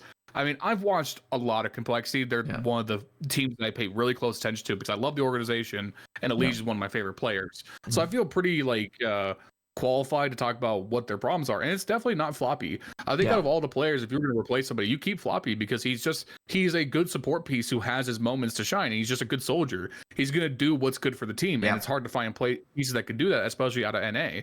Halzerk, I go back and forth because I feel like when Halzerk is in control and he's not losing his mind, he's good enough, and I feel like finding an Omper that is better than Halzerk is going to be much more difficult than just finding somebody to replace Grim. Because we've been waiting for Grim to break out as like a top NA player for like 5 years now. And it's just not happened. He's too inconsistent. He doesn't seem to have the confidence to be a star. And he's supposed to be the second star behind Elish. And like, if you could just no buyouts, no concern, chop Grim tomorrow, put in Lake, Complexity would again be in a liquid position where it's like, okay, we're talking about titles. Because JT is honestly a great in-game leader. He's a total tier 1 top 10 in-game leader. He does a great job. I think their coaching is pretty good. And Elige is, he's one of the 5 best players this year. So you're really close. But it's just the game-to-game variance is so high. I think JT's a very good IGL. Not only does he, his strats are very, very good and his strats are very, very deep, he's able to stop star players. Like the other team star players, he is able to just quickly trade them out, make sure they only get 1, make sure they don't get 2, don't get 3, it doesn't get out of control. JT will be there to just stop them. He'll just always trade him out. Yeah, surprisingly clutch too. I feel like he wins like a lot of clutch, like 1v2s. Exactly. Like he's just very, very good in being able to identify and be able to just stop the other team star player from just really going over. And also very, very clutch and very, very composed as well. You don't see any panicky change styles in particular of this team. Like they don't change it up like suddenly after they lose a couple of rounds. They're very consistent and really stick to their game plan. Yeah. So, I mean, again, when you look at this field past like the top 8 teams, it was very clear that Complexity were going to cruise through unless something went dramatically wrong. I would say, I think by far the like shock of the tournament, the surprise was M80 not making it. And I'm actually going to take this from an interesting angle. I really feel like I don't know if this has been the format for the previous RMRs, because like I said, I just haven't been paying attention to them.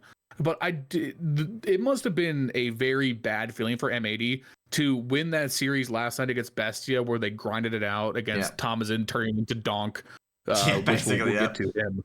But they grinded it out and they looked like a really good unit in that game. They pulled it together to win a bunch of clutch rounds, and then they just had to sit and pretty much wait for like a formula to go the right way of Red Canids and Furia winning for them to be qualified and not have to go to the 7th place decider. Like that format just seems odd, that like we're in a position where teams are just waiting for what happens with the other teams to determine whether they're qualified or not. Yeah, it's because America lost a spot and I think Asia gained a spot because Mongoose made it to Legend stage, I believe. That's what happened.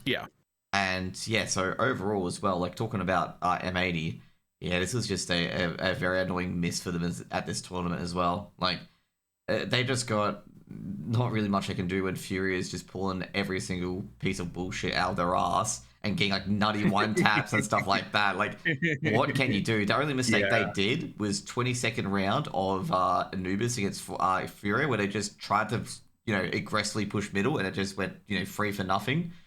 I mean, like, seriously, like watching Fury like do all this absolute rubbish and bullshit stuff that just will never happen, if they try it next time around, was just probably most frustrating to M80. I think M80, like, they kept it mentally together for as long as they could, but I think at that stage it'd probably go out and be like, we just got banged out, and it was just by absolute timing luck. Like, the round in Vertigo with M80 where, like, what was it, Cello went past, the entire Furia roster went past Slacks, and Slacks didn't see him because they already passed middle, or they went through ladder room. And it's just like, that just doesn't happen. Like, that never happens. And M80 just got to feel aggrieved of themselves with the amount of like craziness that went on. Like, K-Serrano getting a 2K entry and they're both from 1 taps. It's just like, it's a tale as old as time, right? Brazilian teams catching momentum and then just morphing into the best team you've ever seen. It's just, if you do not want to give that region the fire under them, because if they just like catch fire, you're not going to put them out. Like, they just they run with momentum like nobody else. And it's dope that Furia gets in, because I really do think they've had a great turnaround these last couple of months in terms of their form. But yeah, it just sucks that, if you're M80, it's like you just had to wait for the stars to align and you drew the short end of the stick.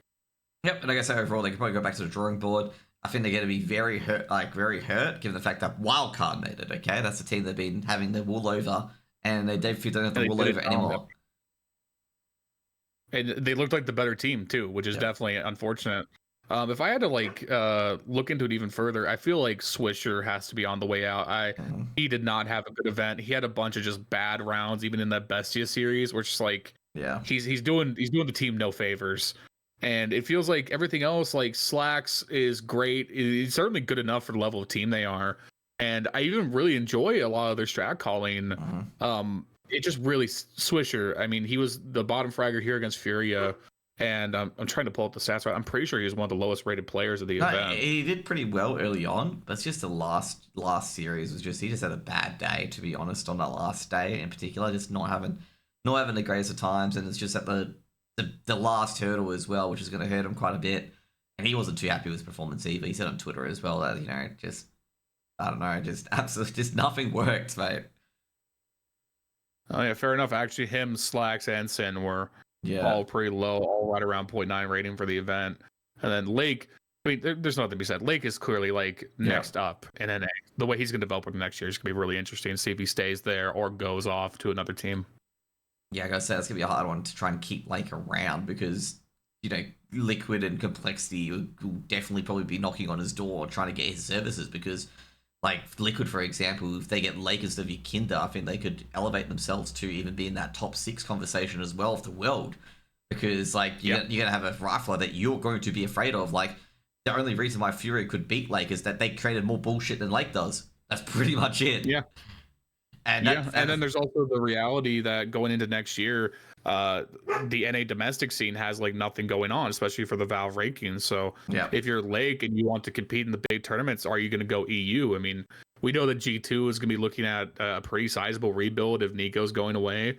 And it's like, G2, these English-speaking international rosters are looking at the RMRs right now. And they're like, can somebody give me Thomas's contract, please? Lake, can you get this on my desk? Yep. Can you figure out what's going on there? Let's get to the next one. Let's talk about the Brazilian teams out. First off, the Pain Gaming. Okay, Bigu Zera does it again. Dude, I don't understand because the sentiment for years is you can't be a great in-game leader and a great individual. One of those has to suffer. But not only is he incredible at calling his rounds, he is electric as an individual. I'll tell you with Bigu Zera, you go to this team, like Pain Gaming, do you know who any of the other 4 are? It shows because I've watched a lot of Pain this year. I don't. I don't know who any of these 4 are. I've never seen them in any other Brazilian team before. Yeah, just this team. Just this team, And the first time I was watching them, when they first broke out earlier this year, it was just on the backs of Bigu Zera. But now NQZ, Kawez, Lux, they've all it feels like the whole team has just gotten better and they haven't made any moves, which is crazy. Normally, it feels like these Brazilian teams that don't really break through that often, they just get pieced apart or they hit a developmental wall, but they've just improved. Yeah, like I say, I think it's just more credit to Bigu Zera.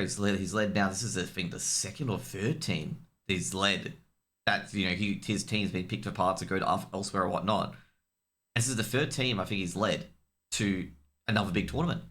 And I just don't know at this stage how any of these other Brazilian teams in particular haven't been able, let's pick him up instead. He's leading a bunch of no-namers to the major, which is insane. Well, to be fair, we know why, and it's because of the ridiculous buyouts. Same reason that K Serrato is now locked in 5 more years of contract hell. Because my first thought was Pain Gaming should be kicking down Furia's door to sign K Serrato, or vice versa, and tell Fallen to go retire. Yeah, that's my opinion as well, and Furia as well. But keep it to Pain overall. I think Bigu Zera, they need a big tournament here for Pain.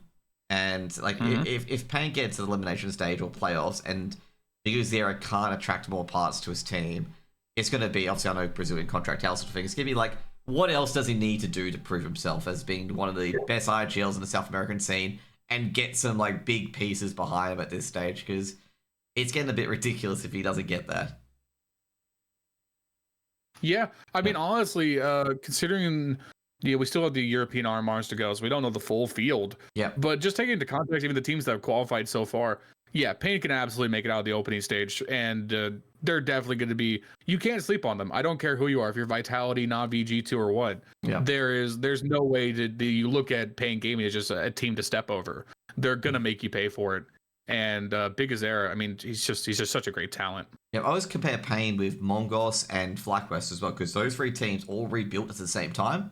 So Pain had got rid of a lot of people. FlyQuest had changed people as well, because I think they brought in, like, I think it was Alistair and Liaz. And also, during that time as well, Pain had their entire roster switch as well, because, you know, got picked for pass by MIBR and various other teams. And Mongos changed score, and I forget the other player they changed out, because they kept Techno and Blitz. And they brought in Mazinho, Senzu, and 910. Oh, Annihilation, that's right. And they switched all those parts out, and I just been measuring them on a level and how they're going. Mongos is obviously the best one, then it's Pain, and then it's FlyQuest. And also, like, these three teams overall have definitely been progressing overall. Mongos being the best, but I feel like Pain, like, should be really highlighted, given the fact that they've not rebuilt their roster once since that point in time, which was, I think it was like 22. They've rebuilt their roster twice since then. They just continue to pay dividends on it. It's really cool. And honestly, maybe this is just the rare upside of the contract situation in Brazil. Is I want to see if they continue to develop, because it seems like they're continuing to get better as a unit. So, like, you know, fuck it, let's just see where it goes. Yeah. Like, I've made this comment before, but we're rapidly approaching the point where, you know, with the fact that NA is just in perpetual decline, you know, Brazil is arguably the second strongest region in the world at this point. And we continue to see Brazilian and other, they just break out in big ways out of nowhere. And now it's like, you know, Imperial have a lot of great players, and Furia are looking better, even though, you know, Fallen is getting old. But they continue to develop. Case Serrato's a top 10 player this year. Then Big Azera is, you know, one of the best new players to break out this year, arguably a top 10 IGL himself. And it's just, you know, MIBR is breaking out too, and Sani, Safe, and Lukowski. And it's just like, it's crazy, because realistically in the top 30, or the top 30 or the top 20, just all those teams are able to compete. And it's just no, you know, other than Europe broadly, no other region has that kind of depth. Yeah. We'll talk about Imperial though overall. We got a bunch of veterans in our team. Vinny and Phelps, obviously Phelps being on the SK roster and Vinny being on that Fury roster previously. And no way decently in try. Or I call him decently, but it's decent. Decent tie or something like that. Decenti. Doesn't have the L in it. Decenti, that's right. And try, I guess, and also with Zach as a coach, he's a veteran coach as well. This Imperial roster, they did well. Like, I'd say overall, like, their path was a bit easier, because they only versed domestic opponents. They only versed South American but I mean, as we just lined up, that's not exactly the freest path either. So. Yeah, I mean, in all honesty, that's probably harder than having to play teams like Crew or Nouns. Yeah, but they played Case, Crew, and Red Canids to make it. I felt like it was an easier path, but at the same time, they got the wins on the board. They won 2 BO3s, 2-0. It was, like I say, for Imperial, like, compared to some of the other paths that the teams above them took, like, they had an easier path.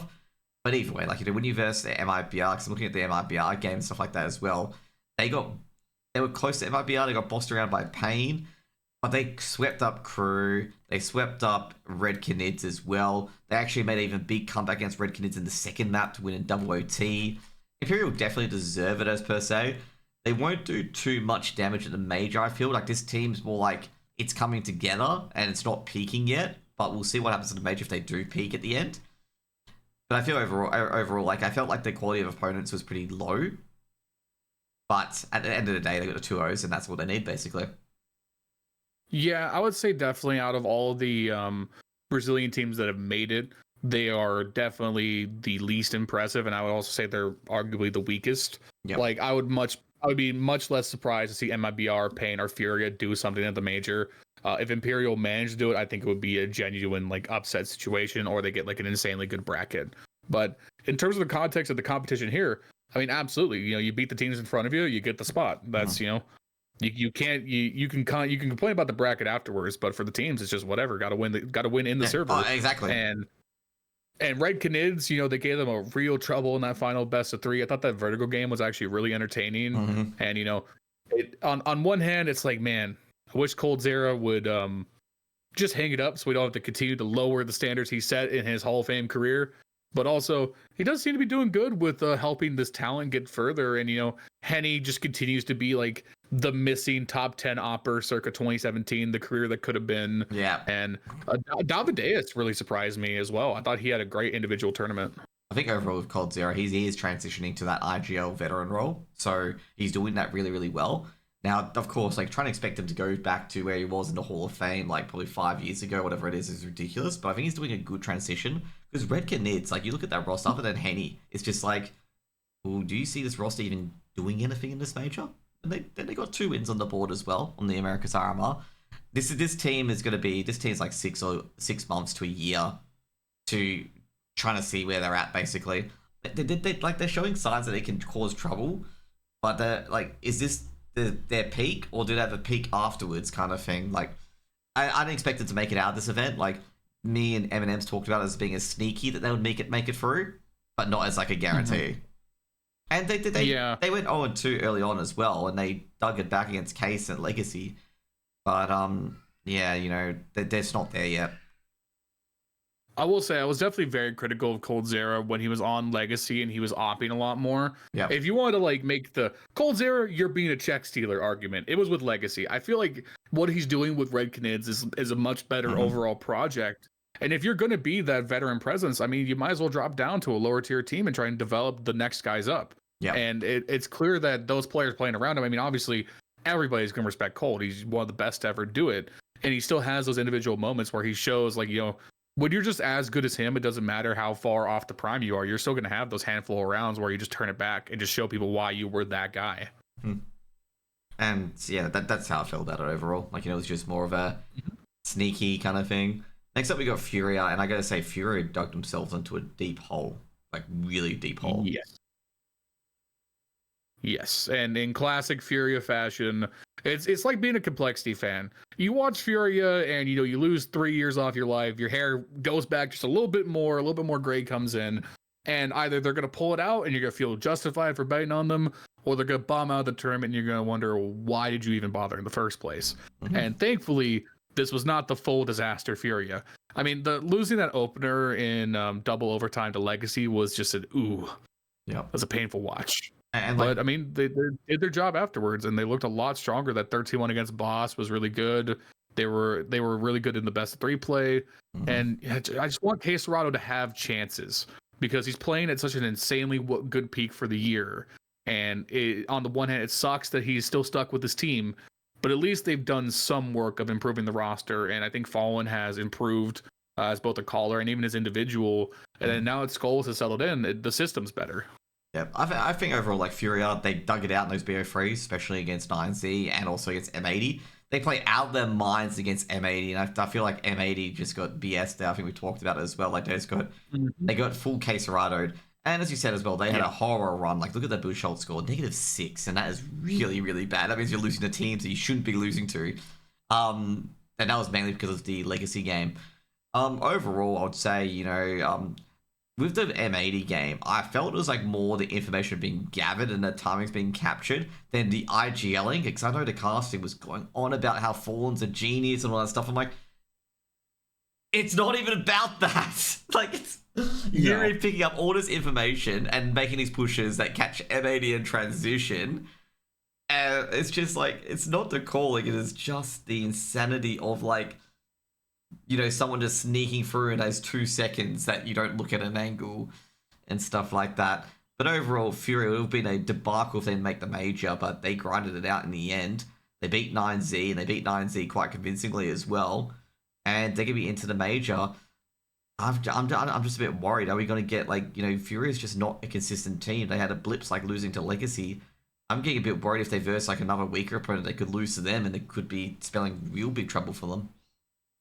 Yeah, you never know. The ceiling is like, okay, maybe they could do something here, maybe make an elimination stage, take a series off a big team, but the floor is also in hell. And some of their losses, Furia unfortunately have that quality where their losses just look ugly and like just particularly bad, and that definitely doesn't help any kind of case about them as like a top 15 team in the world, because there's losing, and then there's like, oh my god, we lost, and Yeah. Furia are in the second category. Yeah, like that's pretty much it. Like there's, oh my god, how did we win this? To, oh my god, we lost. Like they have no middle ground. Like I feel like a lot of these South American teams, like MIB and Furia, there's no middle ground. They're either shit or just really good.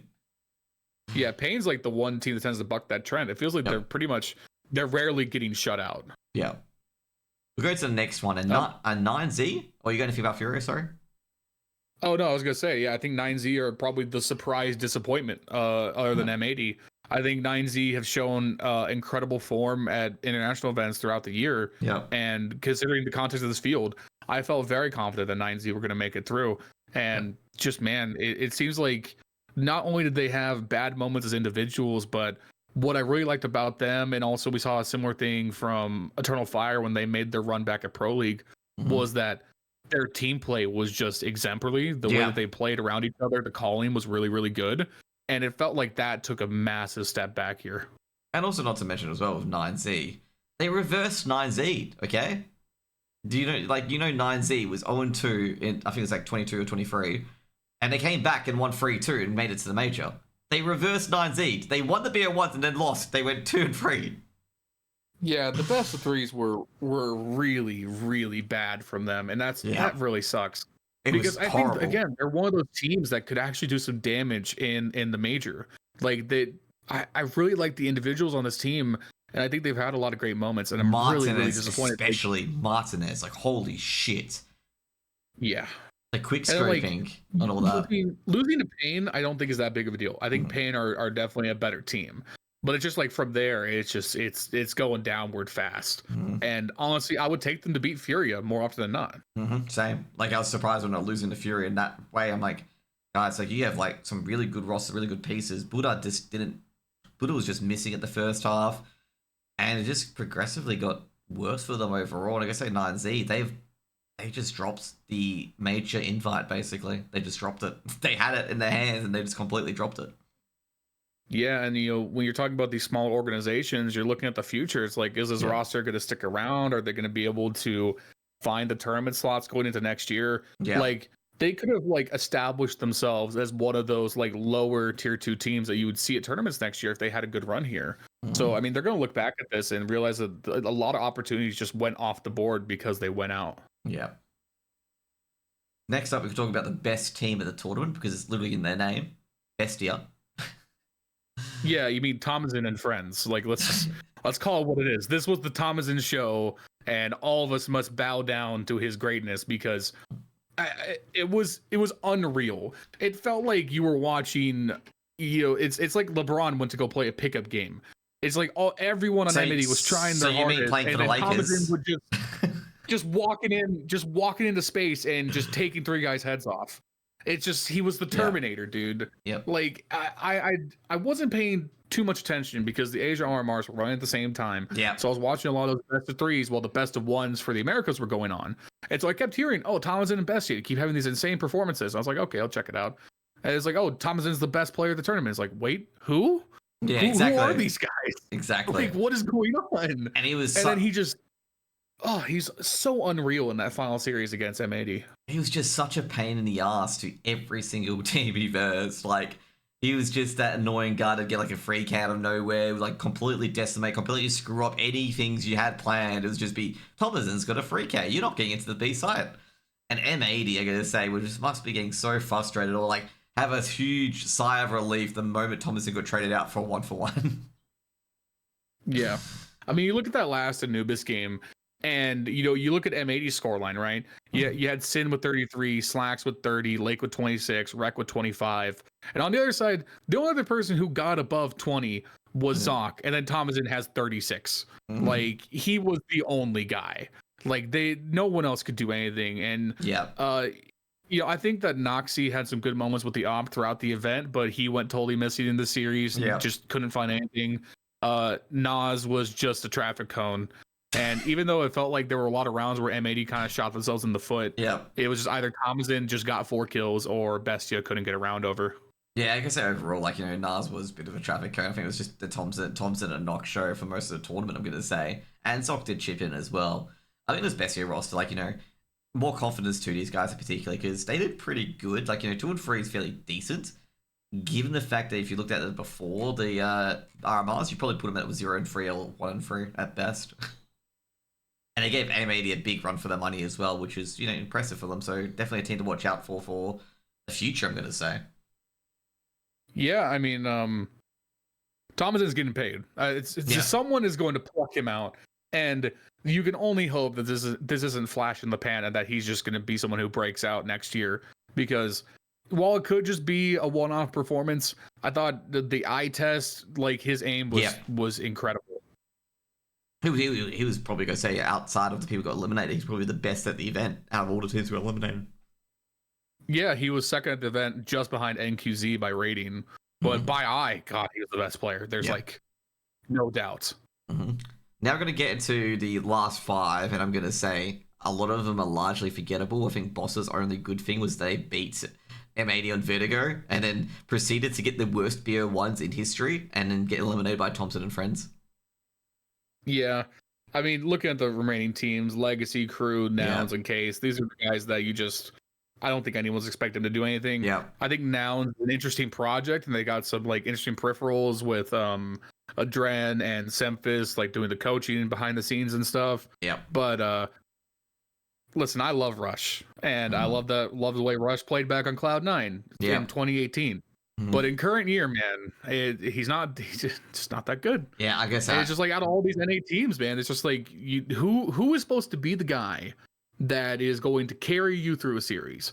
Because you either need to have a team that's just built like Navi, where you have 4 players and a system where any one of them could take over, or you got to be like Spirit, where you just have 1 or 2 players that are going to pop off and carry you to the promised land. And Nouns have neither. Yeah, exactly. Nouns have neither. I reckon this core could be just fully turned over for Nouns, to be honest, because this was a bad tournament for them. They finished lower than Boss, and Boss had probably the worst, the worst as in the hardest opponents possible. I mean, they had M80, which they won. Then they had Complexity, which they lost. They had Furia, which they lost. I mean, next up, they're going to have Team Liquid and Pain as well. Given how Boss got, the hardest road ever. And then they got 2-1 by Bestia. And like I say, Boss did a lot better than Nouns. So that ain't good. At all. Yeah, I mean, unfortunately, the reality is with the RMR system, there's just going to be a couple of teams that are basically tier 3, and they're not really going to have much of a shot outside of a miracle run. So I would not have expected maybe Legacy could have done something against the Brazilian teams. Obviously, nobody had Bestia anywhere on any kind of list doing anything, so really they were the surprise of it. But look what they needed. They needed Thomason becoming the best player on Earth for 36 hours. Yeah. So unless you're going to have that happen, it's just, you're just far behind. It's just the attrition of being a lower tier organization. You don't have the talent, you don't have the time, you don't have the resources. Yeah, but also as well, Crew and Case, largely forgettable, to be honest.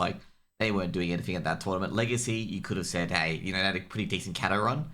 But this was very disappointed by their stands, given how good of a Cato run they had, and they beat Fury on Inferno. And like I say, they had a lot of easier teams after that, and I don't know, they just couldn't get it done. Yeah.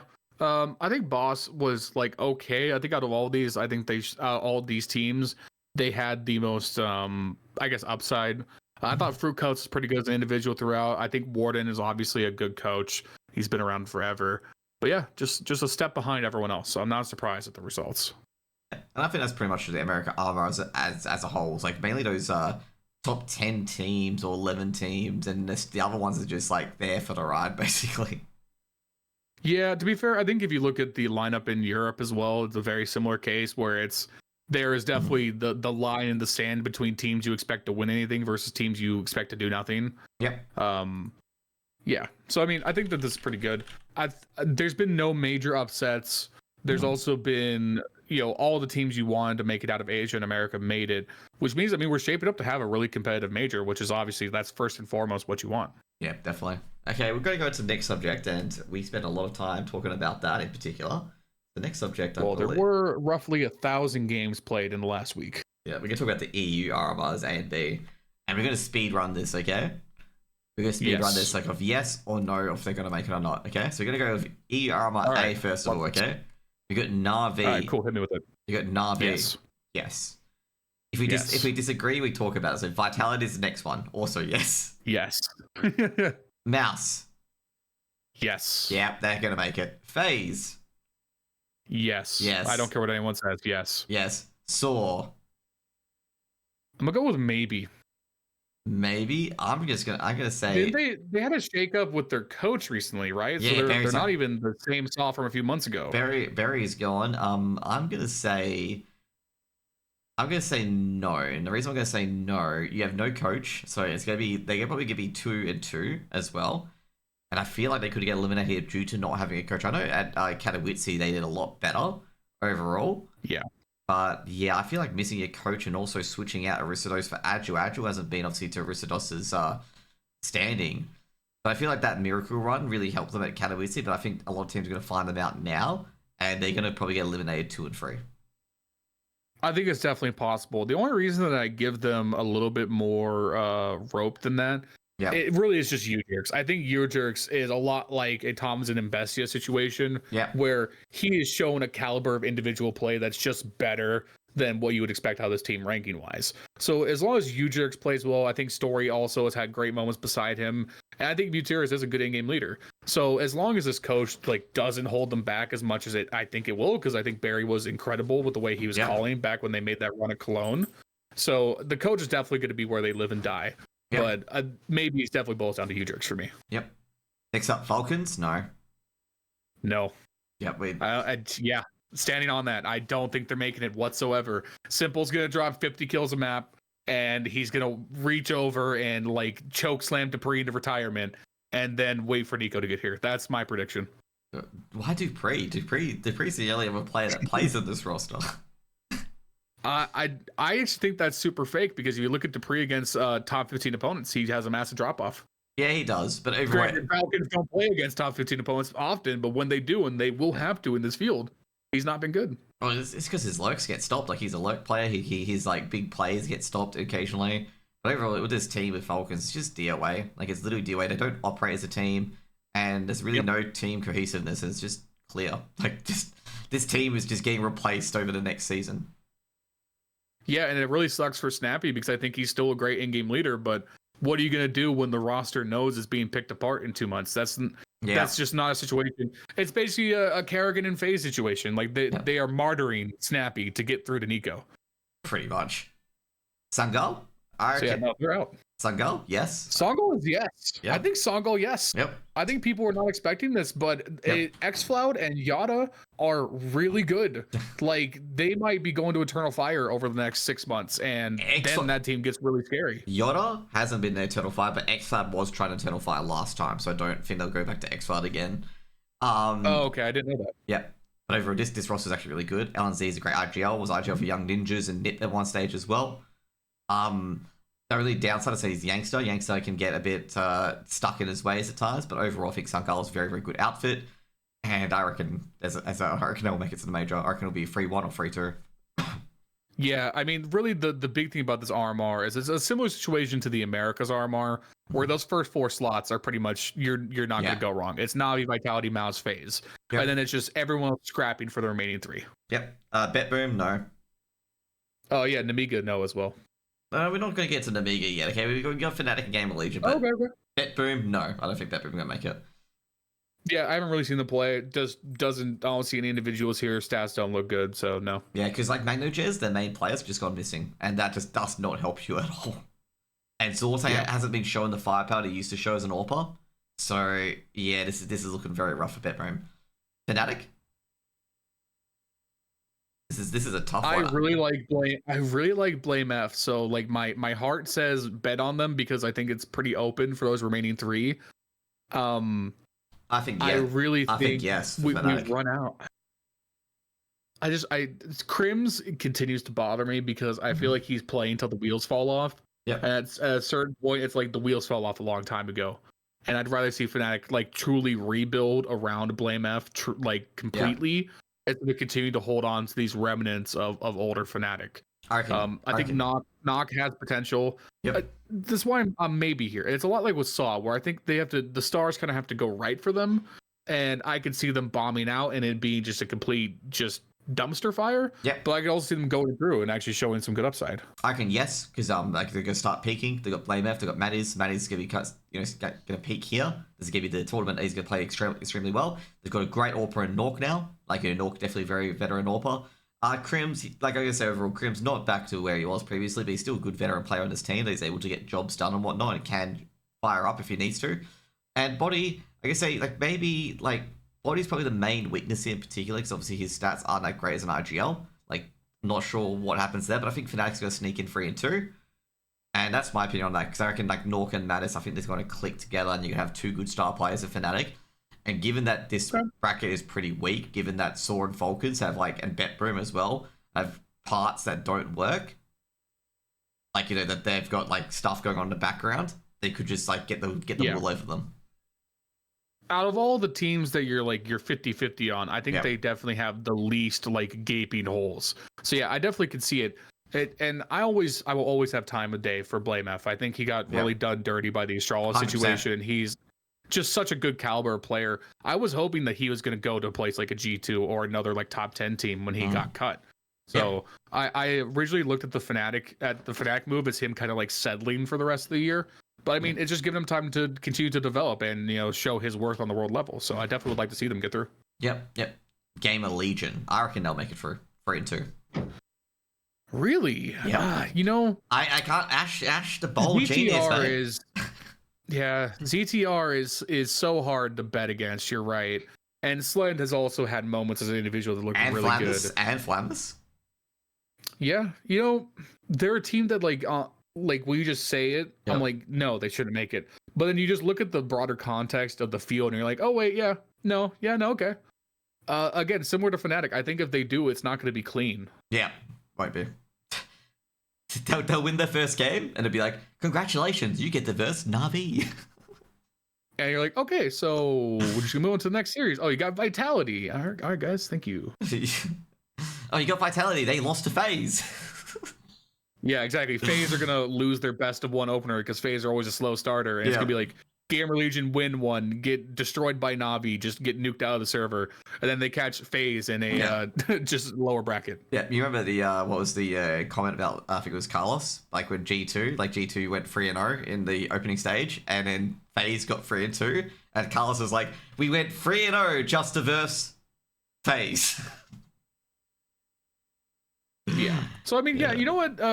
My instinct was to say no, but I think you've made, like, upon reflection, if I'm gonna take a bet on Thongal, I mean they got an equal shot as Gamer Legion does. Yep. Namiga, you a fan of Risky Bob? I like the name. Okay, I like the name. Okay, I gotta say, if Saw falls apart, Namiga in, like, yes to Namiga. Okay, if I said no to Saw, Namiga's the next one. See, here's the thing. I'm saving my nuclear hot take for Cloud9 later down. Yeah. We can discuss that as well. I'm gonna go no on Namiga purely because I just haven't seen them play. I don't have any frame of reference for them. Risky Bob hater confirmed. That's all I'm gonna say. You know what? He too much risk, not enough Bob. That's what I'll say. Xanta is here in particular has become a very better IGL, and Xanta, funnily enough, just like Flamus, because Flamus was picked up from this roster, like, to Gamer Legion, and Xanta's really stepped up as well. So, and also they've got like Namiga have this like OG lineup that they had previously, and they've still got Box, who used to play for Namiga as coach, and Box is quite good. He was quite good as an IGL, quite good as a coach, and he also made that transition out. Like, just what I was hoping Forward would do in Furia was that he would become the coach. Like what Box has done is gone from IGL to the coach, and I think Namiga have handled it as well. It's just losing Flamus has hurt them considerably to Gamer Legion, and they're not as threatening as they used to be. Talking about the next one, Cloud9, I don't think they're going to make it. I think Cloud9 are going to make it. And honestly, I think people are really sleeping on this roster. I don't think Boomage gets nearly enough credit as an IGL. Yep. Like, obviously, the big problem for them has been, I think it's Icy has just not delivered as an individual. It's Icy or Interns. I can't remember which. But, like, other than that, I think Heavy God, Axile, and Boomage are all quality players. And I think that Axile has sneakily turned around his form. Flashing back to the previous major, Axile was so widely criticized because he wasn't delivering on that star potential. but I think he's bided his time and recovered a lot of that. Mm-hmm. And I have a lot of faith in Boomich as a system in-game leader. Yep. So looking again at the context of the field where we're talking about these last 3 slots are such a toss-up. Yep. I think Cloud9 are going to surprise a lot of people. I would even expect them to go out like higher in this bracket, like maybe even win a best of 3 out of nowhere against a better team. Mm-hmm. I'll say with Cloud9, the reason why I don't think they're going to make it, this team's less sum of the parts at the moment. Like, they have great players in it, but they just don't perform well. Like, they really don't. Like, it's like, you're down here. Why aren't you up here? You got Axar, you got Inters, you got Boomich, who's a great IGL. You got Heavy God as well. Like, you poached him from Endpoint again, by the way. Yeah. I feel like they haven't been to many events recently. I feel like that's a lot of it is because Cloud9 lost so many of their qualifiers. Like, so many of their invites. It's just they haven't been performing well. This would be an event, as you said. Like, if they want to get to more events in the future, this is the one they've got to win. Okay, this is the hunger event that they've got to win. But I just feel like they're just performing to the lesser of some of their parts. And do you think they're going to peak at this event? I think it's just going to be more of the same. But that's my opinion. Yeah, I mean that was my other hot take was that I think Cloud9 are actually going to make a deep run, not just through the RMRs. I think they actually are a sneaky team to do something in group play in the opening stage if they make it. Yeah, they got good pieces. Like, if they get it together, because at the moment it's the gelling and the fact they're playing worse than the sum of their parts is getting at me, because like you got Axar and Inters who performed so well on the original Cloud9 Gambit roster, like as a rifling pair. And you got Boomich, a very good IGL. And you got Heavy God, who's a great rifle for Endpoint. And you got Icy, who was like I talked about rookie in the AWPing scene for the CIS region before Cloud9 picked them up. But I just haven't done anything, and it tilts me. It really does tilt me. But then again, there was ever a time to turn it around. It's right now. Yeah. So it was Inters who's not had a great time since joining, not Icy. Yeah. I was just looking up the stats. But I mean, yeah. So I just think Boomich does really good in these kinds of qualifiers. Like, he has the major experience. Obviously, everything that happened at the end of his tenure in Navi was really unfortunate. And he's bided his time. Dude's dropped a ton of weight. He's looking real good. And it's like, this is the time where Boomich makes his case. Where if you're team spirit, you're looking at Chopper getting older, not even really that good of an in-game leader. Let's be honest. And I think Boomich is gonna make a case where it's like, hey, you should get him to team spirit in the new year. Also, not to mention as well, it'd be funny. A 2-for-2 spot between Bet Boom and Cloud9. What an ultimate grudge match that would be. Oh yeah, that'd be really fun. Next up, we got the bottom row, which is Sinners, Dynamo Echelot, Rebels, and Unity. And given the fact of use all 8 of our qualifications, no, 7 actually. Yeah. Given they've already given the 7 spots, none of these teams are making it. Okay, and all of them are like Czech and Slovakian rosters, which is, we're not nice to these guys, are we? Yeah, listen, there's only one team here that I would actually be not surprised to do anything, and that's Sinners, just because I think Oscar is just one of those guys. Like, he was so good back in like 2018, 2019. He's always been one of those dudes that you can't read. He just seems unbothered by anything, but he's still just a good opper. I think he's like 35 years old or 33 years old. And he's still playing he's 33 years old, still playing. He's like 1.12 for the last 3 months. Like, the man just lives and breathes Counter-Strike. So I like Oscar's individual, so I could see him winning a best of 1 just because of that. Yeah, but overall, the other teams in particular, they're not going to get very far. Yeah, I just don't see it for these teams. Like, there's no players that like jump out to me in particular and be like, yeah, they're going to make it far. All I see is just like, oh, okay. These are just the teams that fill out the remaining slots. Yep, that's pretty much it. Let's get to B. Navi's gonna win every single round against a team like the Rebels. Yeah. Well, Flay's pretty good actually, so that'll be an interesting AWP duel. Let's get to the next part, which is the B side, okay? G2, yes. Yes. I mean, unless something goes hilariously wrong. Okay, let's be real. It would be super funny if they just bomb the RMR, then Nico's like, well, later, guys. I'm going to my giant pile of money in Falcons. See you later. But Nico, I guess overall, Nico's going to play how Nico plays, basically, and he's just going to knock everyone out, because for Blast as well, because, he was basically revealed that he was going to Falcons, and he just still played the same and won the event. They won the last 2 out of 3 tournaments they've been in, but also the tournament they didn't win, they went out last. That's the G2 story. Yep. At the end of the day, it would be the Disney movie storybook ending Nico and Muncie, they climb through their last tournament together at the major. Nico finally wins his first major, resurrects, takes down the major demons that have been haunting him his whole career, and then he pieces off to the Falcons retirement home. So yeah, that would be really cool. But I mean, first things first, they just got to make it through. But they definitely should. And then Falcons make it to the major, and Nico misses a 1D again, and the fairy tale's not there. Can you imagine if Simple spoiled Nico's major twice? Yeah. Oh, that'd be unreal. Yep. Either way, I guess G2 is definitely going to make it. Team Spirit, yes to me. I think they're going to make it through. Eternal Fire, yep. This is a dicey one, actually. I'm gonna say yes, and just with the context of knowing that the unfortunate part about this now is that we know Astralis isn't gonna have device, which we'll get to that in a second. Yep. But Astralis were on such a high upswing that Astralis would have been the team I would put ahead of Eternal Fire. Yeah. But I just don't think that with the time they have, they're gonna be able to get Bro in, and they're not gonna have. Obviously, Cadian's probably going to opt in Device's place, and that's just not going to be nearly as effective. Yep. So, yeah, I think Eternal Fire are very good to play through here. They're always going to live and die by Zontaras and Woxic, and if they both play the way they can, then yeah, they're through. And Wicadia. Mention Wicadia. Gotta mention it. True. Wicadia's definitely gotten better recently, but I mean, first half of this year, it was the Zontaras Woxic show, or nothing was happening. So, next team, the Sleep Therapy team, Virtus Pro. Do you think they're going to make it? Yes, for me. Yes. I am the most vocal Virtus Pro hater, so part of me wants to just like stand on business and say no. But even at their most dreadful hour, the one thing Virtus Pro has always done is they don't lose to worse teams. The way the bracket's going to work out, they're going to make it through. And they put you to sleep. So the worst teams just slowly fall asleep on their keyboard, and Virtus Pro just run over them. Yeah, these Zoomer online European teams who love to play 100 facing games every day and just want to rush mid. Against the Chad game in the back of the map. Yeah, truly, this is the most elite strat in the game. Yep, play by the rounds and play by the timer. The full 2 minutes have to be played, and the full 24 rounds have to be played. No lower team can deal with it. This current Virtus Pro plays like the ugliest bad faith version of the Blade system, where obviously like Flipside era Blade was famous for using every second of every round, and it was the most miserable viewing experience ever.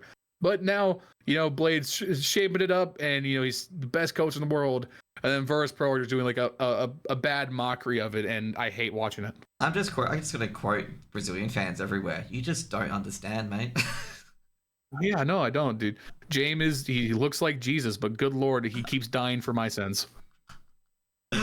Oh man. Heroic, yes. I like Kixon as IGL, and I love Sushin Tezes and Nertz and Dexter. I think a lot of people are going like, he has a third visa issue, like, remove Dexter. I'm like, no, guys, like, fuck, he's a good AWPer. Like, bro, like, he's just having a few bad, visa issues, and you want to be like, yeah, let's implode the roster. It's like, it's not even to do with his playing corrects. Like, I saw this being talked about by all the analysts, and they all tweeted out seemingly at the same time about how getting rid of Dexter, and I'm like, I felt eerie and weird. I'm just like, this seems like coordinated or whatever it is. I'm just like, you don't implode your AWPer, who's very promising and very good, because he just has a few visa issues, and he's definitely dedicated to the team. He's really wanting to play with Heroic. Yeah, I going back to the player break, my prediction was that Heroic were going to be like a team to win a major tournament this year. But I really felt like they had that upside to them, and the visa issues have been so tragic because it's prevented them from being able to compete at their level. They're going to make it through this field. Like, they're one of the most solid teams. Like, they're like one of those teams where it's like similar to Mouse and Navi. They're better than the sum of their parts. Yeah. But also their parts are really good. So you got the good system, you got the good IGLing, you have everything. You got a great map pool. It's just basically don't choke. And obviously telling Heroic not to choke is like telling Liquid not to choke. It's always on the table. Yeah. But this is a team that they could make a run in the playoffs, and so they should get through this cleanly. And then I'm going to be a genius for picking them in my pick'ems, and nobody else is going to do it.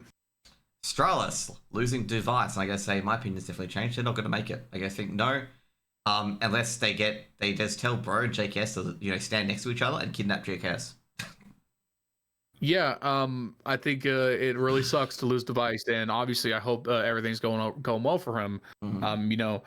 It brings up a broader conversation about players' health in the scene and the way that like the circuit can just run them down, and that's potentially going to get worse going into the new year. And like I'm stressed just covering the game from my bedroom, and I'm 2 feet away from my bed and my dog. So I can't imagine having to go all the way across the world, come back, and you're getting all the criticism on top of it. And despite all that, Device has had such a great year, and he's one of the 5 best players in the history of Go. Arguably top 10 all time across Counter-Strike, and he had a great year, and he's not going to get to cap it off, which is just so disappointing. Definitely. Big. Oh man, I'm just gonna say this is a hard one for Big. Actually, I'm just gonna give him what I think gonna happen. I think no for Big because I think 3D Max and Bait are gonna qualify. So I think Big are gonna miss out here. And I think it'll be in a very big tussle with 3D Max. Big, I think with Astralis going down, I think the window is open. Yep. And Big have been one of those sneaky better teams in the back half of this year after getting Rig on, where I think that they look just so much less the Tabson show, and they're looking better as a unit. They're the Crimbo and Rig on show now. Yeah, true. So, I mean, as long as I think they're dependent on bracket. Like, I don't know if the matchups are out.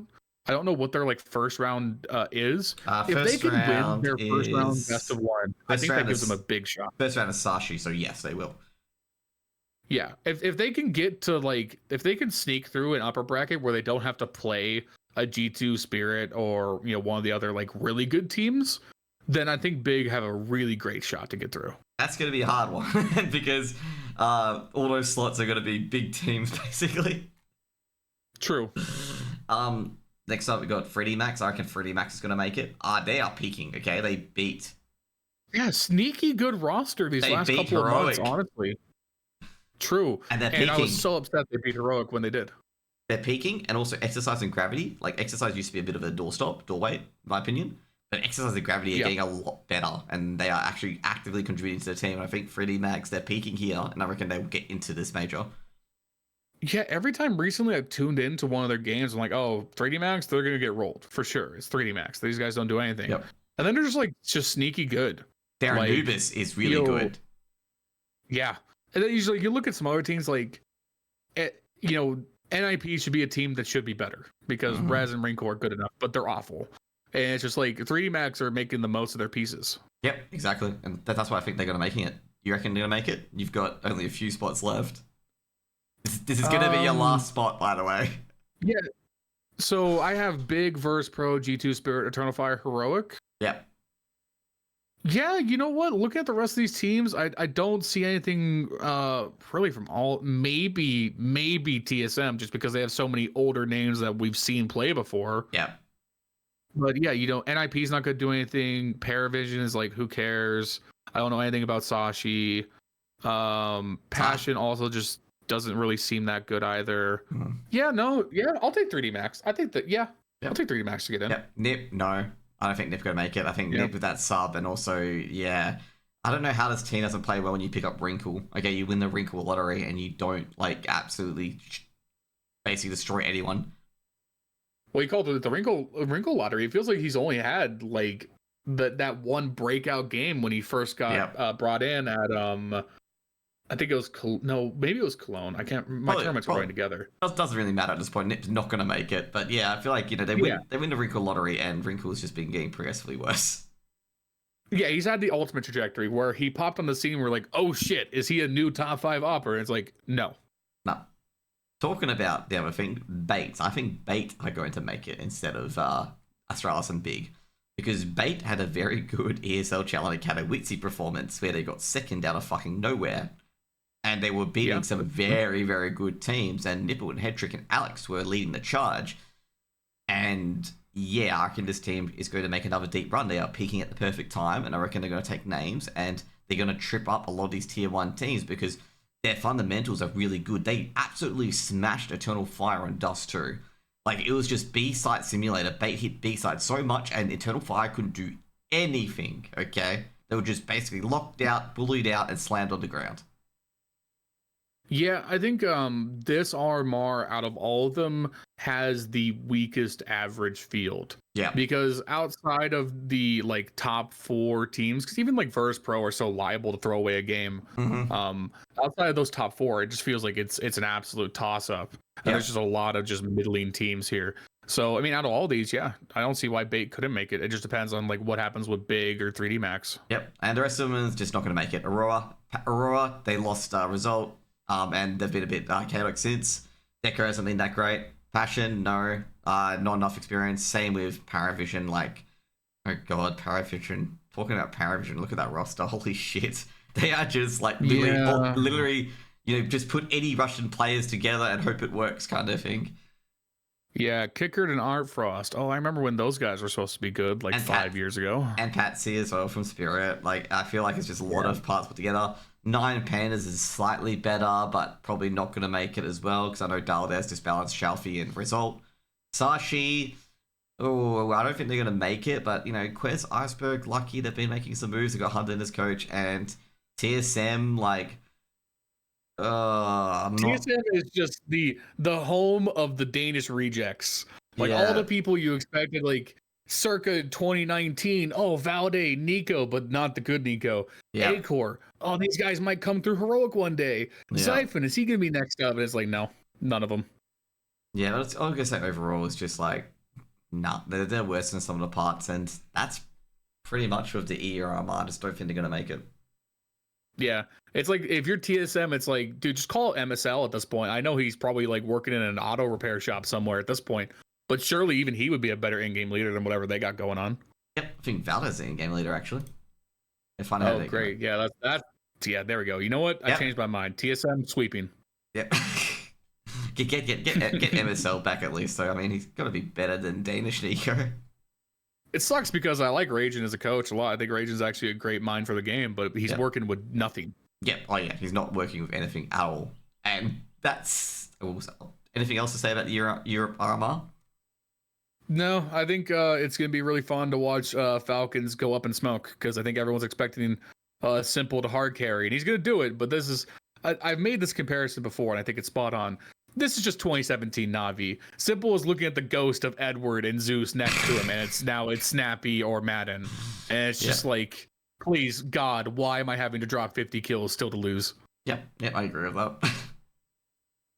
We can talk about the next subject, okay? I think we've got a lot of subjects to still go through, but we've got the ISF and the impact on the world rankings. So there was a tweet by, I believe, Foreign, and it was picked up in Mezio as well, where... I thought he was quoting the HLTV rankings like a dumb. I didn't realize he was quoting the Valve Point rankings. But the Polish female roster is currently 37th in the world according to HLTV based on the Valve rankings at the moment. And do you know what the worst part is?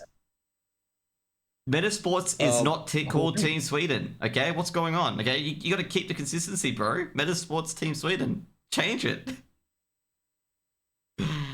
Yeah, so the IESF is something that I've personally just not really seen anything about. It's something that's gone completely under the radar for me, and I think that sucks, because like we were talking about just before the show started, the idea of a World Cup of Counter-Strike is cool, but it feels like we're never going to get enough funding behind it to where we're going to get the best players from each region to come together and form the Voltron. Like, dude, it'd be so cool to see Team USA with Naf, Elise, Twist. You pick up Lake and you get hexed and you just go for it, see what the fuck happens. Yeah. Like, there's so much cool upside to that as a concept, but it just seems like it's never going to materialize. Yeah, it's because we have like tournaments like at the worst time. Like we have this World Cup tournament at the same time as a major. So where all the big players are going to be playing those instead of, it's kind of like if soccer still had the clubs playing while like the World Cup's going on. It's like you can't have that. Like you gotta have one or the other. And I think the TOs, I think one of the TOs is trying to pull the tournament. And I think at this stage it might have been a good idea to do that and put it on a different time, because you're not going to get your star players there at all. ISF is just a sideshow to the RMRs at the moment, which is not exactly ideal. And this ISF is not even the situation I want to cover. I want to cover the fact that these teams playing at ISF are getting higher in the Valve points, like, because of prize money, even though they are, like, even though ISF is just made up of teams that are not even in, like, tier 2 or tier 3. And what I could assume is it's probably just an oversight by Valve. Yep. And it wasn't actually meant to affect the Valve World Rankings. It is the first year for the World Rankings proper, right? So I assume that these are just kind of bugs that we're going to work out going into next year. Mm-hmm. Like, my thing overall, like, they just got to consider the ISF event as not a Valve ranking event. It's like more of a World Cup sort of event because you can't really justify teams going into it and giving them Valve points because of prize money, because their best teams aren't there, and the best teams won't be there because some teams' best teams are multi-country and whatnot and international. And I feel like this the sort of World Cup event shouldn't be a Valve ranked event because of that, because you're restricted to just having players from one country and that's it. No, what in an ideal world, what it would be is Valve organizes it like a major, where like every 2 years we have the Valve World Cup or something. Yeah. And just get out of the way. We're Valve, ESL, everybody else get fucked because we own the game. This is the World Cup of Counter-Strike. Set aside these times. We want the best players, best regions, and it's going to be this great spectacle, because like that reality would be sick. Yeah, but it would take Valve to make that happen. Yeah, and also it'd be no ranking points associated with it because you can't do this. Dude, so I'm gonna make a baseball comparison. Yeah, it would be so sick to have like an equivalent of Mike Trout versus Shohei Ohtani in the World Baseball Classic, but in Counter-Strike. Yep, that would be so cool. But it just feels like a reality we're never gonna see. Yeah, I think overall, like my opinion, as I said, just this tournament shouldn't be Valve ranked at all, because like there's only very few countries that have their entire team going over. But I do like as a concept having a World Cup, as you said, every 2 years or so, and just having like it's like kind of like soccer, like football. Like you just separate, like you have the World Cup, like you have the World Cup squad, and you have the normal organization squad. And I think if you give it that proper that gravitas, that weight to it, the players are going to want to participate, because it's the same reason everyone cares about the World Cup whenever it comes around. It's because it's about more than just winning the prize money. It's the pride on the line and the spectacle of it all. Yeah, but definitely. Again, it's going to take a major investment to get that off the ground. 100%. Like I say, overall, like with the world rankings as well, I'm a bit concerned with the prize money being offered. And now I know they've already got rules in place to stop this, but they can't stop it before the Valve rankings come into effect in 2025.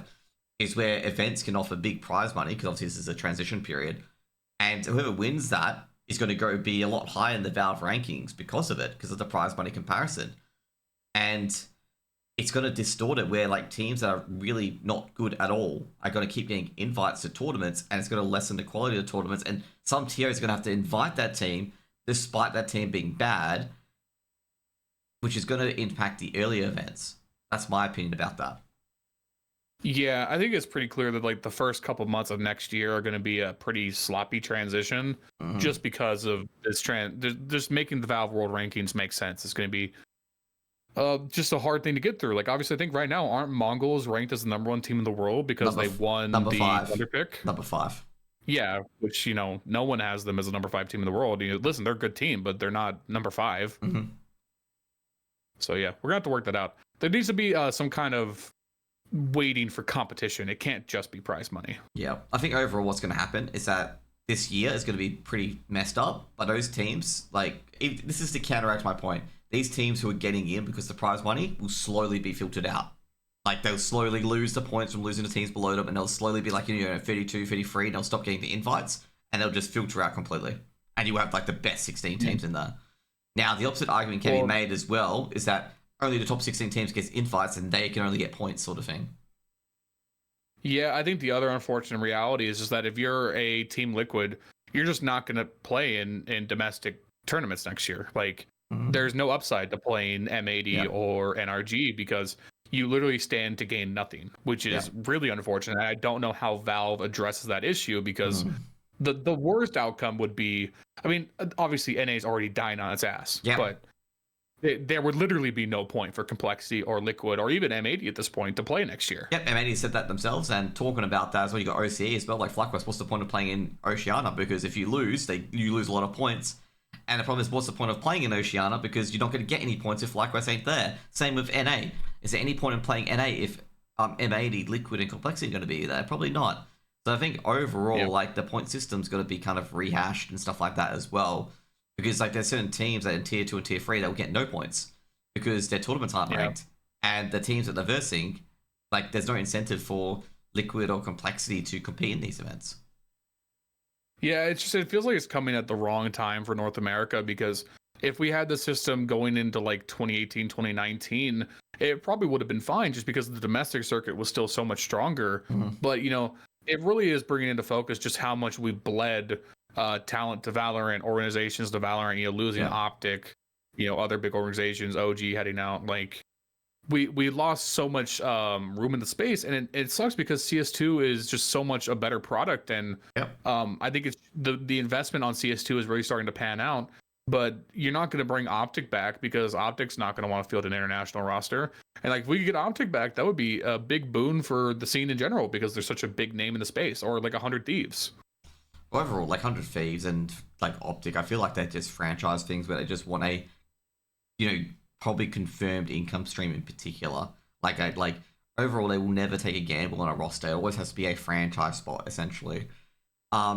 Also, I was gonna say as well, Valorant, like their tier 2 scene is absolute in shambles at the moment. Like basically, if you're a tier 2 team in Valorant, you might as well just go back to CS at this point. You see a lot of people going back to CS, like Vanity and stuff like that as well, because in the tier 2 scene for Valorant, you've got no tournaments because Riot have to sanction all these tournaments, and even Philadelphia had that issue as well, where they couldn't get a Valorant tournament up and running because Riot wouldn't release the dates for the qualifiers.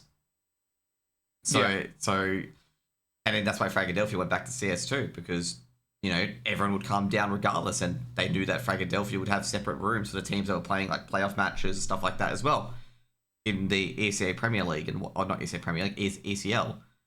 So yeah, like overall, I feel like there's a few kinks that the global Valve ranking's got to work out, but I feel like they'll work out by next year. By next year, you're not going to have this Polish female team be at number 33.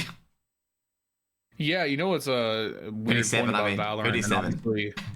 And obviously this is not a Valorant podcast, so I'll make it brief, is that League of Legends obviously has a great circuit and operates very self-sufficiently, but you know what is better managed than Valorant is actually Teamfight Tactics. I follow Teamfight Tactics quite closely because it's a game I love to play casually, but their esports scene is actually pretty robust.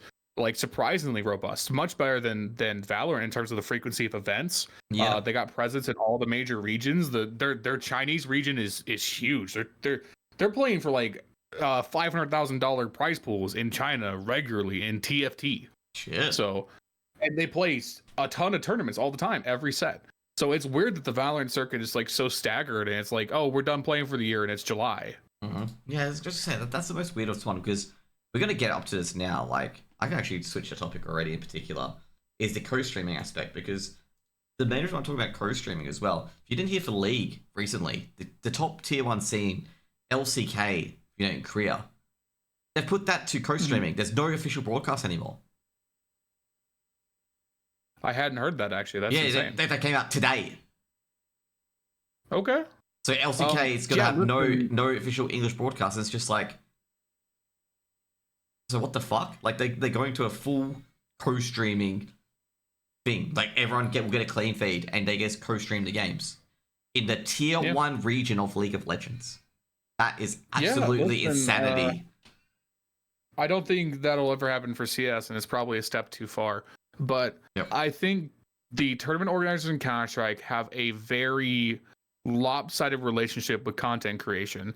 And content creation is probably by far the area that Counter-Strike as a game falls the most short on, because the most predominant creators in the space that aren't War Owl aren't representing what Counter-Strike is. Like, they're mostly case openers, collectors, you know, maybe they play a little bit of variety for like funny moment stuff, but there is a small subsection of the analytics community that like me and you reside in, but TOs haven't struck out and tried to pursue the relationship so much with shoulder content, which has surprised me because I feel like it's so obviously mutually beneficial and like a symbiotic relationship that, you know, Riot, for good or ill, makes good of it even in Valorant with what limited tournaments they do have.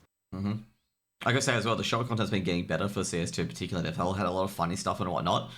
I actually do agree with I think it was Richard mentioned this as well, that people just don't like analytical content in like the desk. They want, you know, more sort of NFL type stuff as well, where like everyone has their shot and whatnot. And even in the NBA scene as well, like, you know, look at the successful shit, okay?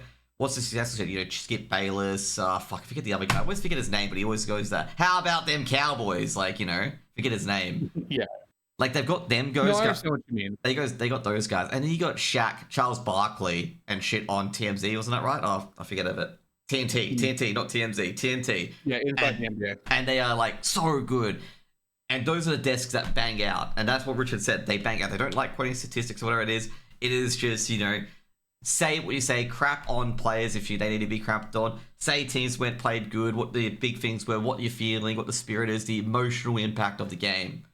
And that's what I feel is probably a big winner here in particular with the desks. But I feel like... if I may... Yep. I really think that's more of a presentation issue than necessarily that people don't like analytical content, because I don't fundamentally agree with that notion. And obviously I'm biased because it's what I do. Yeah. But also I make it a point that what I do isn't dry. Like I make my personality a big part of the aspect of when I make these recaps. And I'm not afraid to make incendiary points or be over the top or bash a player or call it how it is.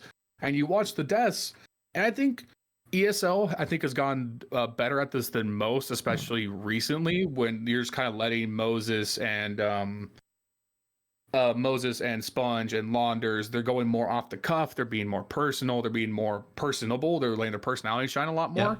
But I love Yanko, and he's one of the best analysts we've ever had. But he's dry. He's a very straightforward, very dry. Yep. And what he's saying is awesome, and what he's saying is really interesting. But the presentation isn't going to capture anybody. Yep. So I think if we just need to find that right blend between the entertainment and the educational, and I really think TOs just need to be more willing to work with content creators. Like you should, obviously, again, this is very directly benefiting me. So obviously I benefit directly from this situation. And I'm very aware of that. Yeah. Tournament should look at like what I'm doing, and they should be enabling people to make content out of their streams. They should not be like first solution, automated copyright striking, just taking down anyone using their feeds. Like you should be looking at your streams, and as long as people aren't just ripping them and re-uploading or just restreaming them in real time just to like impersonate you, you should be enabling content creation in every single way you can, because it all bolsters it. People who watch my videos also do watch the main streams, and they also might not be able to catch the main streams live, or they don't know there's a tournament's going on. They see a notification from me, they catch a recap, they tune in tomorrow. Like it all benefits each other. I think overall they should just like I say, overall TOs just hire people to do that in particular. I think they already do that as well. I think the big thing with copyright and intellectual property as well, you got to be more preemptive and protective of it, like Nintendo are basically, because that's why Nintendo are very protective of anyone who tries to pirate a Nintendo game, because their IP is the most valuably sourced. And also they spend a lot on getting casters, getting producers and whatnot together as well. I do agree they're going to work with content creators quite a bit, and they've been trying to. Obviously the co-streaming space has been a big one where they have like bigger personalities co-stream in particular. And I think we're getting to the stage where the tiers are realizing they can't carte blanche give content creators free stuff. They need to make the content creators have some sort of deliverables. And that happened with PGL. Obviously with PGL trying to get every single co-streamer to promote their sponsors. Yeah, so here's the thing, and I'm definitely sympathetic to the fact that we're in a weird space where what's produced by esports companies and tournaments is normally paid for content through like television or pay-per-view in traditional sports. We make an insane amount of content that's accessible, pretty much 99% of it free of charge to the average viewer. And so the returns for the companies are through their advertisements, the way they raise their funding. I'm totally sympathetic to all of that. But above all else, they just need to be broadcasting what the line is.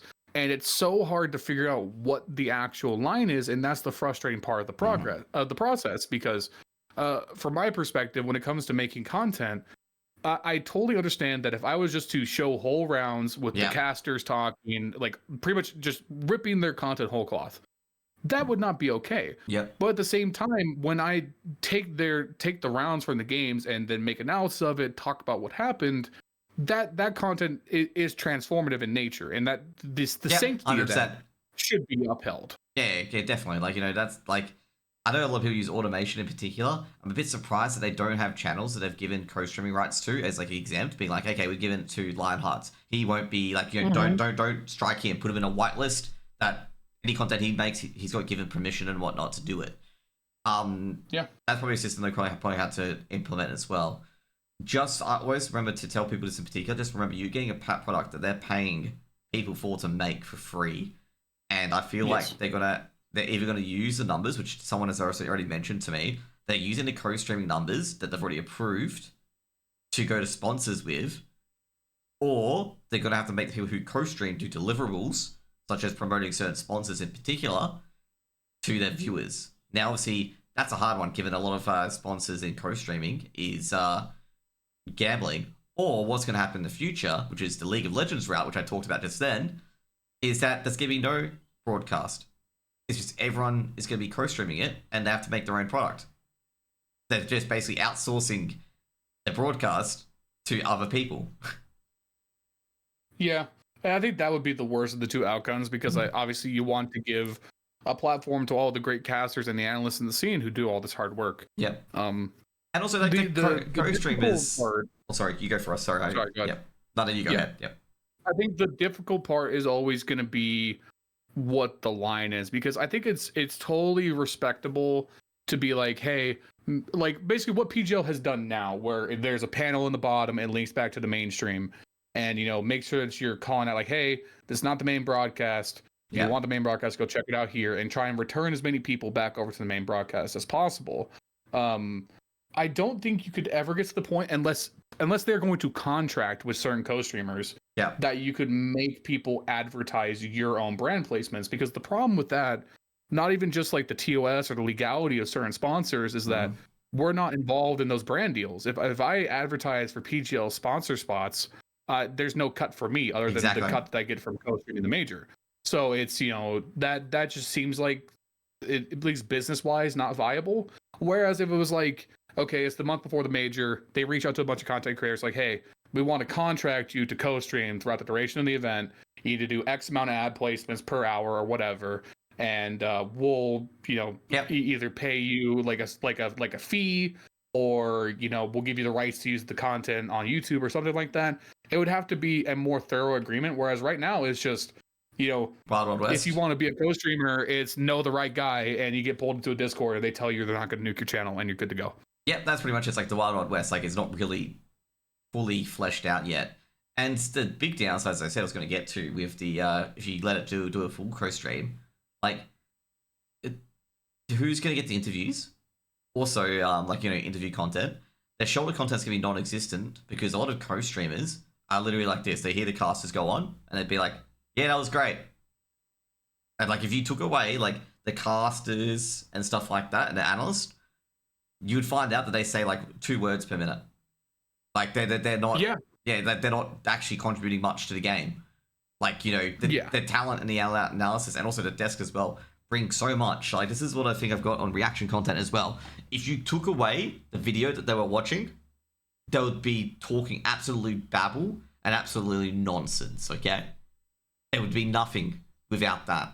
And this is where it happens, where if you're going to put it to pure co-streaming, people are going to notice the fucking huge drop of the product tremendously. It'll go from having interviews with like Faker to a person like realizing they actually have to commentate on the game, and they have to provide a good atmosphere for people in particular, because there's going to be nothing on LCK. Can you imagine that? Like, nothing on LCK whatsoever. Like, you're watching Korean League of Legends, a top tier 1, and you're just watching it. No caster giving you color commentary or play-by-play casting, just a co-streamer. And they don't have the talent to do that. Like, you're going to see, it's like in CS, if you didn't have the casters at all, you can see the tremendous drop in that product. And it feels like the best possible outcome in a situation like that is you end up with like a no majors club style broadcast, but that only really comes about because Richard is an experienced host, and he brings in enough people to supplement the fact that they're just watching games, right? Yeah. So you would need somebody to want to be able to do that kind of production. I know that, again, to bring up another example from Teamfight Tactics, that one of their analysts who hosts tournaments occasionally, is also a content creator, his name's Frodan. He does the official co-stream of their Worlds. And so his co-stream of Worlds is like his own independent production. And it is its own thing separate from the main broadcast. But that's because he's putting a ton of effort into making it its own basically separate broadcast. Yeah. So I mean, me co-streaming right now, it is just me watching the game with a couple of my viewers, and that's not the same because I'm not gonna shoutcast the entire thing. I mean, I probably could. It probably would not be that good. I think overall, like, I think maybe Froden, you actually put an argument for that could be good. You have someone like Froden, you have someone like that who just knows people like Richard as well that can just get a set of talent together and make a decent product out of it. Now the big thing is, well, like, you actually mentioned this as well. Like, you're not a part of those deals that PGL makes with different sponsors, and you might have those sponsors on the stream, but how is that broadcast or production going to get a cut of the deal without sponsors as well? This is the problem with that sort of stuff. Froden's got a contract, obviously, and I think we might be digging into where the future could be. I'm thinking now of your take. They'll just contract co-streamers as production, like they become the production, and then they get a cut out of the sponsorship deals as well.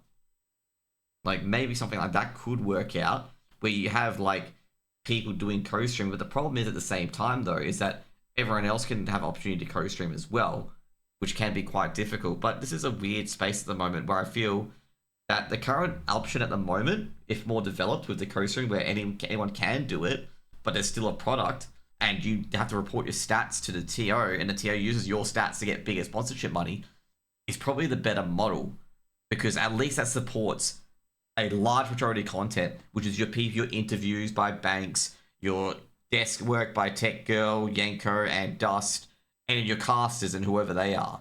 Like, I think that this is the better model, I would say, at the moment. Obviously, there's more building blocks they need to do, because obviously you've suffered. I guess that you're the most unluckiest person I've ever seen getting copyright struck twice. It's crazy that this keeps happening. And all that crap when I see like people do a lot more egregious and a lot more worse things than you, and they haven't been picked up. And I don't even think it's necessarily a size thing. Yeah. Like, I don't think that because I'm a smaller creator in the space, I think that I'm just getting unlucky in these automated systems. And I understand that.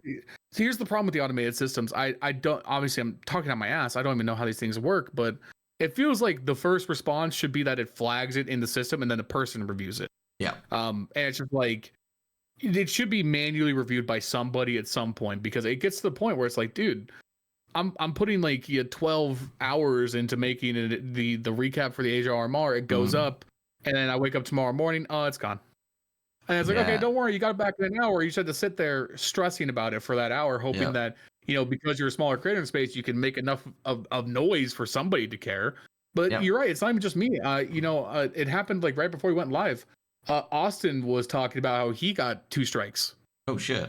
Yeah, that's a really bad streamline process. Like, that needs to work a lot better. Like, as I think we talked about this before. Did I talk about just then, where we said they should just whitelist the people that they've authorized it to, so that bot doesn't like just bang people, because it's not, like I say, it's not rocket science. Like, whitelisting people, like, has existed since Minecraft. You can whitelist people in Minecraft to join a server. Like, this isn't difficult. This is not rocket science. Yeah, and then it goes to like where there could be a good solution for us in the long run.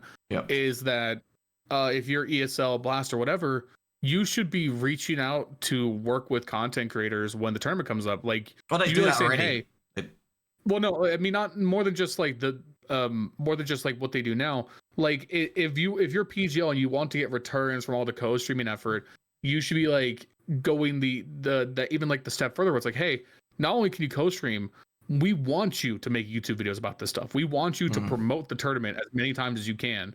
And like, maybe it's like, it's not realistic to expect PGO to pay content creators, obviously. Yeah. But it should just be, hey, we're giving you carte blanche to make shoulder content. We want you to do the promotion for us, and you're going to get the views because it's a big tournament. We're going to get the eyes from your channel that we wouldn't have gotten either way, and we're not going to destroy your channel. And it's like, that would accomplish a lot, because if you're PGL, then you don't have to worry about your automated bot striking out and getting the random channels that are just ripping your stuff. But you're also not going to run into situations like this where, it's just bad PR to see a big content creator or any content creator get taken down illegitimately, because it just puts a stink over the entire event. And, you have Flom kicking up a big ruckus about the sponsorship stuff, which is why PGO acted as fast as they did, because Flom is the biggest fish in the pond. Yep. But, if you approach the relationship from the beginning as being symbiotic, I think, the rising tide raises all ships. Yeah, I think overall PGL is just working out a few kinks. Like I say, PGL have been, I'd say, second best at addressing it, best has been Blast by far. Blast are very, very good and very, very on the ball with it overall. Or actually, I should say ESL's been pretty good as well. ESL and Blast are tied. I think PGL just getting through the nuts and bolts because obviously PGL hasn't been a big TO in the CS2 space, considering it's been a ESL and Blast duopoly, basically. Overall, I think PGL are definitely going to improve from this and definitely going to learn from this in particular. And, you know, I have a lot of faith in some things, okay? And this is one of them. But I have faith that it'll turn around too, but at the end of the day, when it comes to like what's next for me, I've moved beyond having the charitability to think that they're going to act with more restraint. Because I have, like, under scrutiny, it's clear that like the stuff that I do isn't a problem because I'm following as many of the rules as I can. And at the end of the day, if you're going to make analysis about the game, I have to show the rounds in some capacity. But it's also not sustainable for me to crawl through demos for 8 hours. Like that, just the workload for that is just too much. So for me, it's like, this is the end of my rope when it comes to the charitability in that regard. And I'm just going to just adjust my format. Whereas now I'm not going to be showing footage for like 90% of the games I'm talking about and maybe go back and grab 1 or 2 demo rounds for like a specific example. But then I'm just going to put Twitch gameplay from my stream in the background and it's just going to be more audio only focused. And that's just the safer way to operate, which sucks because I love the visual element. But if I keep showing tournament footage, it's just increasing risk. And it's just like waking up to the strike is just the worst case scenario. Yeah, I was going to say, like, you know, copyright strike is worst case scenario. Definitely can be negotiated every single time. I definitely agree with that overall. I think it's just really we're gonna nail out this medium eventually where it's gonna be more clear cut. I feel like co-streaming's only been a new thing in these TO spaces for probably about a year and a half, and there's always these little nuts and bolts that come up that's been really difficult to address. And I think overall, I think CS2 is gonna like address these eventually, where you're gonna have your highlighters and whatnot be able to do different things, and recaps be able to do different things as well. Look at the NFL, for example. Even though you can't use the official broadcast, you have a lot of NFL YouTubers doing play-by-play. You have Tim Grossi, you have Furiating Tree, you have Perna, you have Scooter and stuff like that as well, that don't show the footage, but will commentate on the game for you, basically. Like, it's an alternative commentary. I think that's... I'm really surprised that Counter-Strike does not have a content space that resembles that, or like John Boy in the baseball space. I follow a bunch of basketball YouTubers. Like, watching those guys over the last couple of years is where I really got the... motivation to pivot my content and how I have, because I feel like it's definitely, there's just nothing like that in the space largely. So I do think that it'll be fine on a large enough time scale, and, you know, hopefully just things keep growing to the point where I can just, you know, reach out and I'm a known quantity to ESL or PGL or Blast, and just this becomes less of an issue. But it sucks for people trying to get established that it's just a minefield. Yeah, at the end of the day, I think what a lot of people are going to do, like content creators, is just going to be like, hey guys, this is the guy you're going to reach out to and whatnot. I think Pimp was really good. He told me the PGL guy to reach out to because he posted his name. And that's how I gave it to you. And I already knew Pingu. Trickle down. I gave it to another guy today. Grammar replied to me on Twitter because he had a similar issue. He got copyright struck by PGL. I forwarded him to Trans. I hope that works out for him. But yeah, no, it definitely is reliant on the content creators to have each other's back. Because, you know, at the end of the day, like, we have to all support each other because we want the ecosystem to continue to grow. Yeah, exactly. And I think that's another thing as well. Like, a lot of people hold the inside stuff to their chest and not give it out to others, which is really, really detrimental to the scene overall. Okay, because you need to know who the main decision makers are. So if you have any issues, you can go to them direct. Like, that's why I've been very helpful, especially to casters in my space, on who's going to get decision makers done and whatnot in particular. Because there's been a lot of issues, in particular with one tier LPL, when I want to give feedback to them on like what issues are, because I've seen players not wanting to play in their tournaments. And then when I ask certain people, they're like, oh, you should know who they are. I'm like, I don't know who they are because nothing's fucking changing. And the same shit's happening over and over and over again. And it's just like, it's not helping. It is literally not helping. Yeah. I do think that the networking being so much of knowing the right guy is always going to be an issue. And the more we can do to support each other is just going to be better, because having that, just holding back that kind of information just only serves to hurt people. Yeah. Like, it's overall with co-streaming overall, it can be a good spot. But also at the same time, I think a lot of people, Flom, I gotta say, give it to Flom. he's definitely learned a lot from what he said at the start with Sponge, that argument between him and Sponge. He realizes how much of a privilege co-streaming is. Okay, you got to realize that you're getting all this content for free. And I think a lot of co-streamers, when they come in, a privilege. Remember, it's a privilege. Okay, remember, like, they ask you, they giving you their full product for you to make something better out of it. Okay, it's like someone giving you the keys to their car, and you're gonna go pick up something for them. Okay, you treat it like it's gold. Okay, like it's gospel, because someone's trusting you to manage something, which is incredible. Like, it's me. I'm a financial advisor. People trust me to manage their money. Okay. Yep. So I showed I'm smart, trustable, active integrity. Just, you gotta treat it like gospel. You gotta treat it like it's your own kid. Yep. And I understand that they have to vet the people. There was never an issue with that, because you can't just give access to anybody, because you never know what people are gonna do with their platforms. Yeah. So I understand that people have to get in the door. You have to make sure that you want them there. Yep. It just, the channels to get in the door need to be made more obvious. Yep. That is still by far and away the most frustrating part of the process. Is like, if you want to look up what the rules are for making content out of ESL streams, like making an analysis, like Googling that's a pain in the ass. Finding the PGO rules is a nightmare. Oh, yeah. And it just should be as accessible as possible. Hey, apply here if you want co-streaming rights. Hey, here are rules for the year if you want to make YouTube content. Like, just be upfront with people, and let's just make sure that the lay of the land is just clear. Yep. Also gonna say with ESL, I thought they have that in particular, that they do have that sort of stuff. ESL does. Yeah. ESL does have their fair use policies on their website. And their co-streaming guideline as well. Like, if you're on a co-stream event, you go to co-streaming.gg at ESL, something like that. I forget. I couldn't find co-streaming rules for ESL when I was looking, so you have to maybe talk to me about that off stream. Yeah, fair enough. Like, basically, they have. To be fair, I guess it's not welly done. I'll give you that much. But you can just you can email co-streaming. Let me find the email address for you as well. I'll just put it into our channel as well. But you can email their co-streaming overall. Let me find it. Co-streaming. But you can email their co-streaming as well. Where is it? It's co-streaming at efg.gg. I was right, okay? But you can email those. Make sure you email those like 3 weeks, 2 weeks in advance. Because if you email it the day before, they're not going to authorize you, because like... Yeah, obviously it's, gotta run in a business-like manner. Yep. So they do have that email. That email going to say, you're right, it is not well publicized. Okay, it's not well publicized at all. And I think overall, like, you got to have the guy, just have a guy's like more customer relations, be like, hey, talk to me if you want co-streaming rights. And they do the vetting, like the guy, the CR guy, doesn't have to know anything about vetting. And then have your back department do the vetting for co-streaming and whether someone gets approved or not. Yeah. Yep. So overall, I think PGL have stumbled as we're getting ramped up, but hopefully now, like, obviously, if there was a time for there to be mistakes, it would be during the RMR. So hopefully we just iron out the kinks. I think the broadcast has also had some issues. The observing has been up and down throughout the RMRs.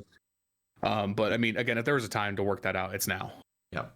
I think overall with co-streaming in particular, I think basically it's either going to go down the LCK route where they're going to they'll do pure co-streaming and contract out production, or they're going to keep it kind of like PGL and ESL, and it's going to be like, you can co-stream it, but we'll have the entire product, and you may have to do deliverables or anything like that in particular, or report our stats to them for sponsors.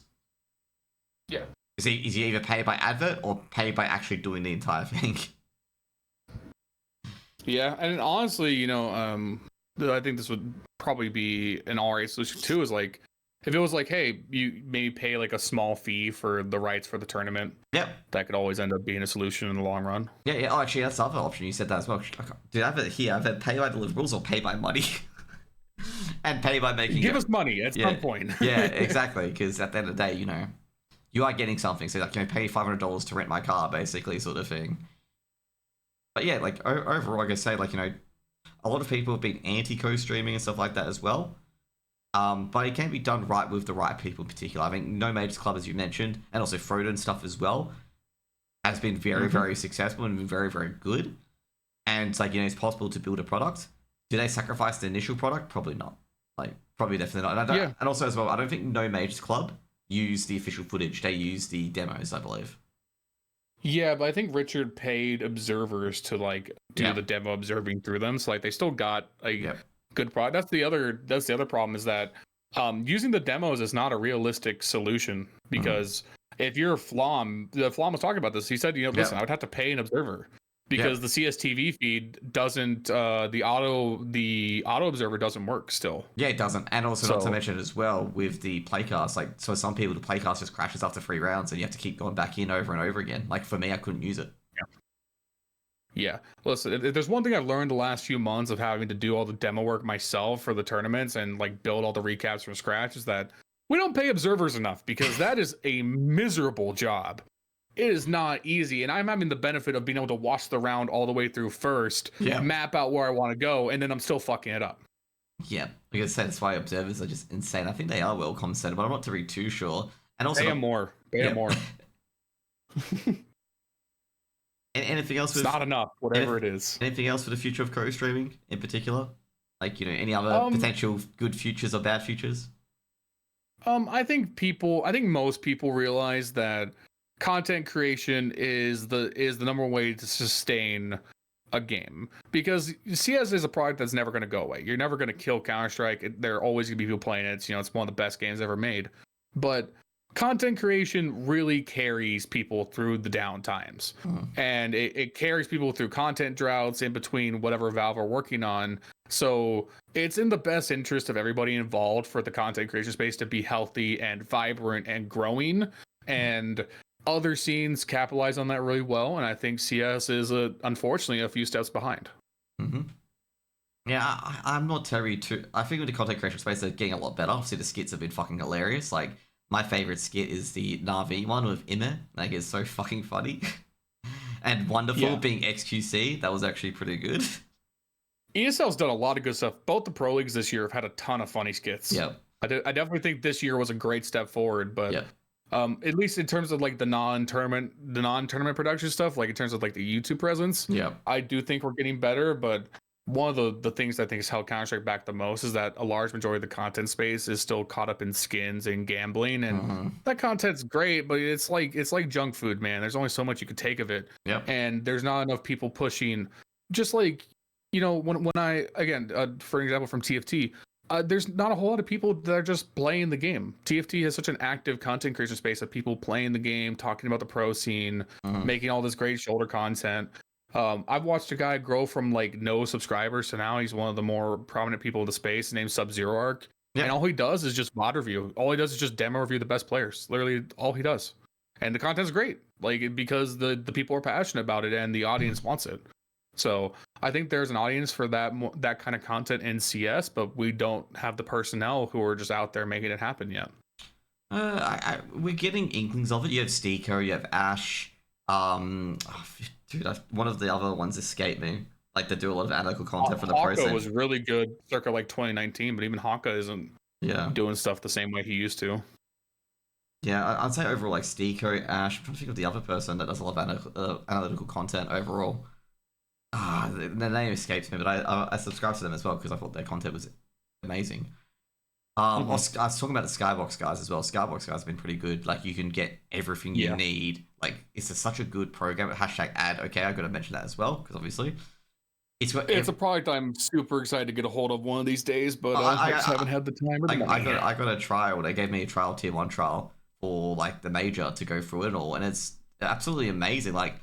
It gives you all the data you need up front. Like it's like a Google for CS2. Like I want to see Liquid's A takes and stuff like that and how they do it, and you can get all the A takes that Liquid do. It's Skybox. Show me every time you Kindar died first. I have told them that. Okay. They can tell you this. Okay, I said give me the round percentage. They're gonna load 50,000 rounds. Yeah. They said give me the round percentage of where like the winning ratio when your Kinder dies first, and they're like, we can't do that yet, but we might be able to get you a statistic on that. Okay.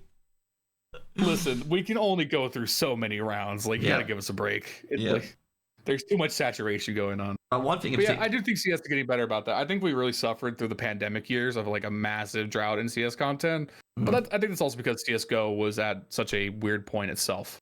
Yeah. Anyways, I think that's pretty much it for today. 2.5 hours. Yeah, no, it was a great time. I mean, the RMRs are still going. EU starts on Sunday. So, I mean, there's only going to be more to talk about. So, if Talon and FlyQuest flake on you again, I'll be back next week. No, not next week. So, guess what? I'm flaking on you because I'll be at fucking DreamHack Winter, mate. I'll be at DreamHack Stockholm. Damn it. So, I mean, I'll have to host the Joshin-Strike podcast on my own. It'll be the Lionheartz podcast for 1 week. Yeah, do a solo one. Yeah. I'll probably see if I can get another player on, so get more returning guests on, because this is the first time I've ever had a returning guest, and I'm just like, what do I meant to do for the interview section? I have no fucking clue. Well, clearly you've found right, because if there's nothing I'm good at, it's definitely yapping for 2 hours on end. Yep. Anyways, hope you have a good next week. I might do a podcast next week, but obviously I'll try to get someone in Europe, to be honest, because I'm over there. Opportunity can come there as well. But yeah, anyways. Yeah, one day. Hopefully I could travel to a tournament eventually, but that's farther off. So you can get to Philadelphia, mate. Let's get to Philadelphia. All the casters are generally there, like all the good people and people to know and whatnot. Because Eminem's always goes there. He says they're great events. You can get to know him. He's one of the lead, obviously, journalists. You know that. And who else? Like, there'll probably be the journos, like HLTV stuff, people there as well. And there's a lot of the people who run Philadelphia. They've ran that for multiple years, and they can put you into like the contact of a lot of different people as well. Like Sasquatch. Yeah, that'd definitely be the next step, is be on a network on that level. Yeah, Sasquatch. Hopefully, as well. That's his name, Sasquatch. The Dust 2 guys find new jobs soon, man. Losing Dust 2 is gonna suck. It does. It actually does, because I'm like sitting there going, like, geez, they fired Ryan and Eminem's. Like, I thought they were doing a lot better, to be honest. Like, yeah, given the content they're putting out. Anyways, guys from Lionheartz on my channel, hope you guys have a great day. And thank you, Lionheartz, for coming on at, I think it was like a day's notice. Really, really appreciate it. And good luck on all your... Always happy to help. And also good luck on all your recaps for the next day or so, because you've got 1 day before you get me behind on deadlines again because of the ERMR. Yeah, I mean, listen, if there's one good thing to come out of them copyright striking me, is I'm going to save a lot of time on recording footage. So I'll have to record way less. Not necessarily because I want to, but because I have to. Yep. Anyways. So maybe it'll be a little easier. Definitely. See you later, man. And see you later, everybody. All right. Thank you, guys. You guys have a good night. Bye.